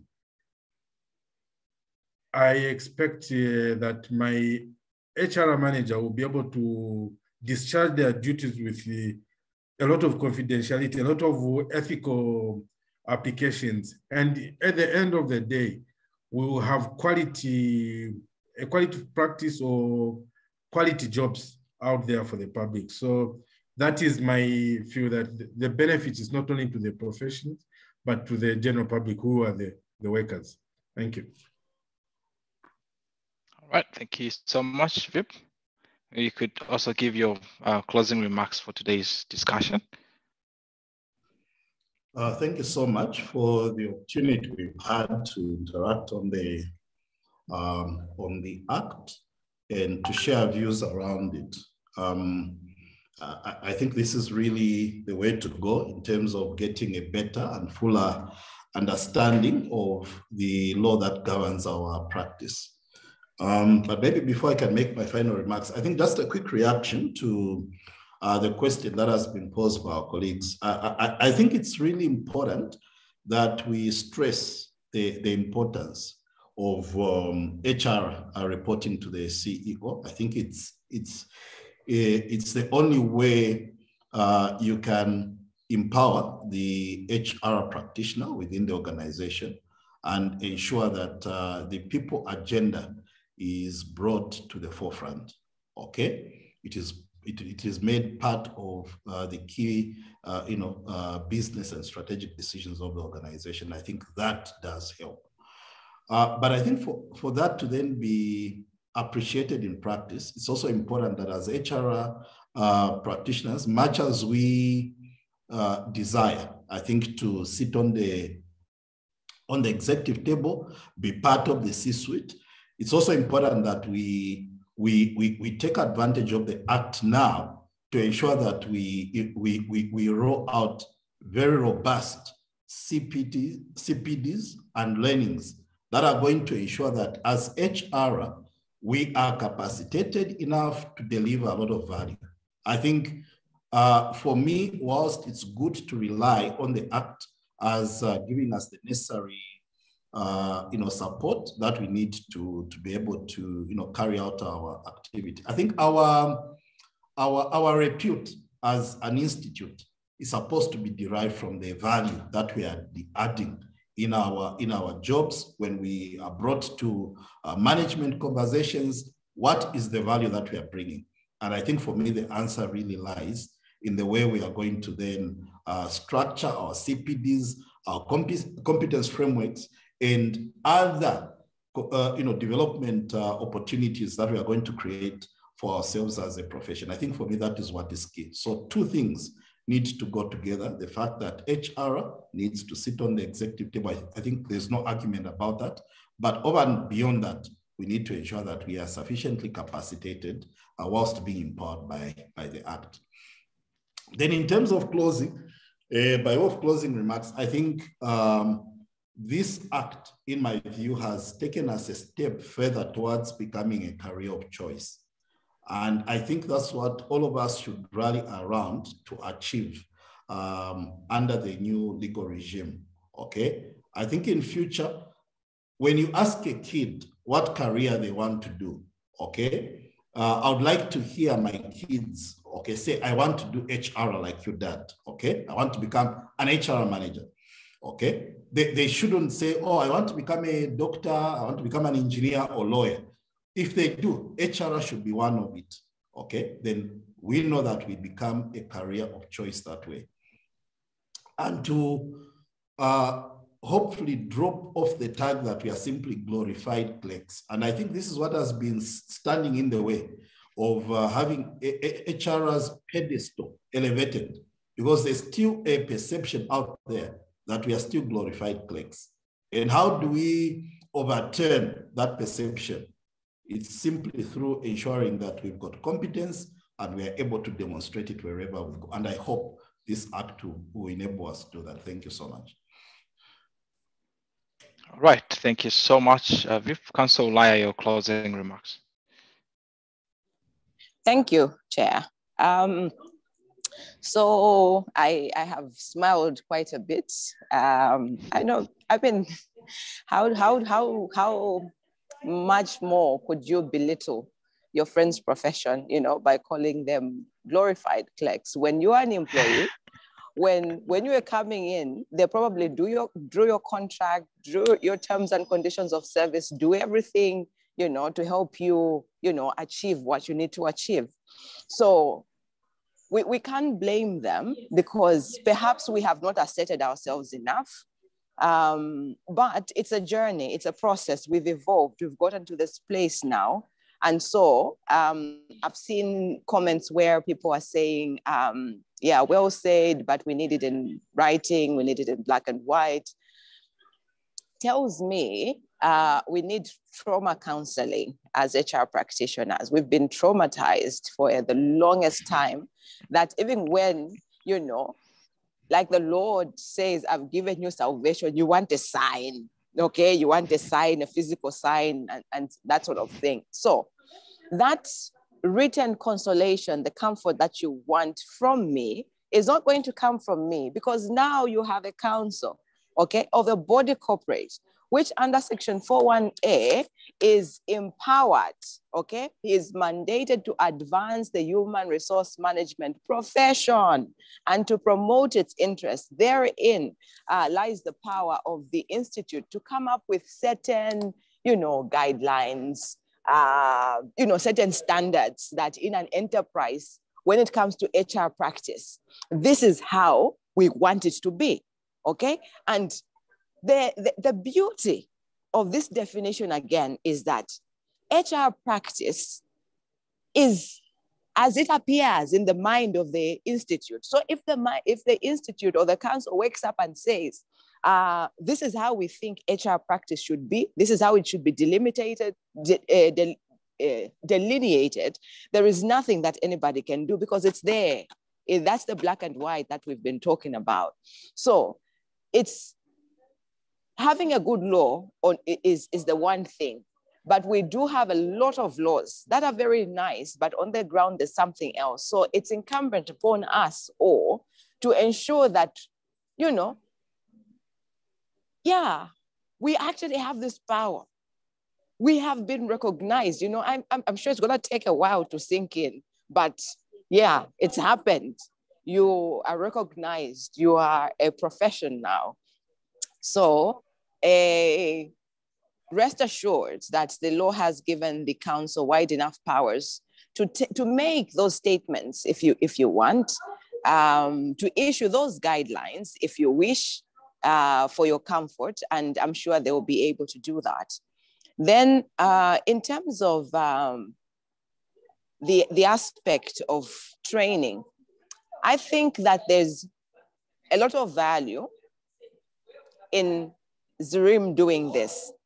I will say this, I have been called upon many times by ZIHRM, and I'm sure maybe some of you on this score might have interacted me in some of those courses that ZIHRM offers, to provide training on HR related issues, on industrial related aspects. And when we're drawing up the syllabus, normally ZIHRM doesn't even have any input on the substantive aspects because they have no clue, okay? So they engage people from the Ministry of Labor, they will engage people from the Federation of Employers, you know, they will even engage other HR practitioners to come and sit, have a side meeting to look at this, to interrogate this syllabus. And then we go and deliver training.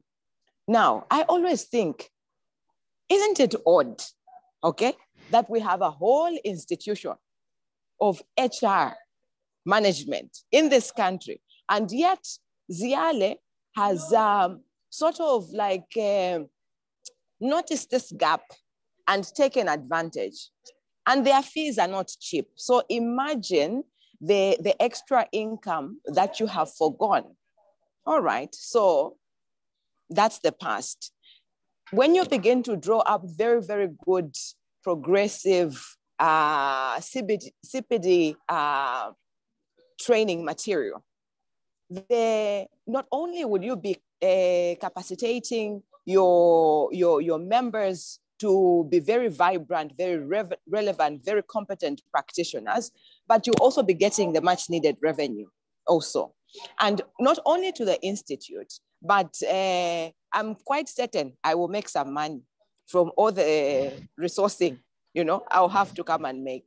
People on the call here who are experts will make a little extra money, from, giving out these training aspects. So there's a lot of scope for development of human resource, of our financial base by looking very critically about the training that will be provided. There was a question that I had seen. I'm sure that it was covered maybe when I was transiting in between the mission and my meeting place about this sort of, could I call it an antagonism between the Employment Code Act and the ZIHRM Act, expatriate versus what we are saying here. I think there isn't any antagonism at all. I think that there is a sort of rhythm, that the two laws actually speak to the same thing. When you look at the import or the intent of the law, the Employment Code Act on reserving certain roles to Zambians, if on the critical skills list, it says under HR practice, if you look at our definition, there are a lot of aspects of it, right? If they talk about recruitment and blah, blah, blah, these subcomponents, no expatriate doesn't get there. That's it. It's almost exactly what the act is saying when it gives conditions and says in section 13D that for you to practice HR, you have to be registered, you have to be a citizen or a resident, okay? An established resident, or a resident with an office here. So obviously you can see that the main intent is to reserve this practice primarily for Zambians. But if you're going to be a non-national and you have some special skill and there aren't any Zambians, then we would rely on the Employment Code Act, because then you would be coming in now as an expatriate, properly so-called. The thing that annoys me in this country is there seems to be a very careless extension or misuse of the word. I think that expatriate and foreigner are not synonymous. Otherwise, all Zambians that are working in the UK, working in South Africa, in the diaspora, all of those ones are expatriates that we have exported. I have a lot of friends. I actually had a spouse who worked in South Africa on an ordinary work permit, all right? Nothing expatriate about him. Now, I come back here and everywhere you look, you see everyone who's not your nationality, especially in the mining sector, is going to be called an expatriate, and they are going to give them some funny allowances, okay? Cost of living adjustment. And when you look at this cost of living adjustment, you are thinking, now really, okay? We are doing the same work. Why is this guy getting 10 times more than what I am getting? So these are the things that we are trying to cure to make sure that you get into those spaces where you get that recognition, you get even the commensurate remuneration that advances your personal interest. You can go to for a holiday, you can come to Geneva, not for work, but you just bring your children to see what is out there in the world. So there's also a social benefit to what we are saying. Let's not just be all intellectual and thinking we work very hard. No, we work very hard so we can chill. Okay. So for me, the takeaway you should have from me is that this act essentially is trying to give you the respect you've never had all this time, to elevate your profession, to elevate your status in society, to have a commensurate increase in your earnings so that you can chill. That is very important. Yeah. All right. So let me end on that note. Thank you so much, Council. We're going to have part 2 of this session, and we'll definitely invite you to that one so we can continue from where we've left off today. Ladies and gentlemen, Council did announce during the AGM that, as part of, what we need to do as part of our next steps, there are key, projects, if you'd like, or, milestones that we must be able to complete. And the first one is the development of a new competency framework. The second one is development of a new code of ethics. The third one is development of a new constitution and supporting bylaws. And then the fourth one is conducting a capability and capacity assessment of the Institute Secretariat. And then obviously there's going to be change management in the mix of things. And lastly, taking up that responsibility to advise the minister on, the enactment of different SIs. Now, we did discuss these things at length during the AGM, but they're mentioned here now because we need to take note that these documents need to be developed in collaboration, with every member of this particular, institute. And so the outcries that we, that Vip made reference to, that, have, I think, fueled most of our, WhatsApp groups and everything, are indicative to the fact that there's a lot of passion and energy to try and shape this profession, in a way that benefits everybody. And so at this particular stage, you will see a lot of communication that points to invitations for members to participate at different levels and at different forums. We are announcing now that when you see those invitations, please do not hold back. Do submit your recommendations, do submit your thoughts in order that we can shape this profession and this institute. Vip talked about how that there's going to be a consultative process in building the constitution and what should constitute the rights, the privileges, and all those other things in the constitution. And so at this particular stage, we make this announcement for the benefit of those that may have not attended the AGM, to be aware, of the next steps. It's not just to discuss the provisions of the Act. There's work that needs to be done, and that work requires the participation of every member of the institute. Some of you may be specialists in different, fields. You will be called upon to be able to shape, what we would define as a body of knowledge, from an HR standpoint in that particular respect. And so with, a lot of thanks from myself as the host for today, on behalf of the participants and on behalf of the governing council, we want to just say thank you for everyone that made time and stayed up to the very end of this discussion. Look out for our next communication on when the next webinar is going to be held, and invite colleagues that may have overlooked this invitation. It's important that we carry everyone on board to ensure that we are an informed profession, that we are an empowered profession. And ladies and gentlemen, I also just want to quickly announce that documents that were presented during the summit are available on GlueUp. Just go to documents on the event itself. You will find that. And also that a link has been sent for those that attended the event to be able to provide their feedback on the event. So thank you so much for attending this event. We look forward to hosting you again during the next webinar. Thank you, and enjoy the rest of the day. Thank you. Thank you. So Thank you. Goodbye. Thank you everyone. so much. Thank you. Thank you. Thank you so much. Goodbye. Thank you. Bye. Thank you. Thank you. Bye. Thank you so very much. Enjoy the weekend. Thank you so much. Thank you. Thank you. Thank you. Thank you. Bye, everyone. Bye. Have a nice day. Great presentation. Thank you so much. Good day. Thank you. Bye-bye. Thank you. Bye.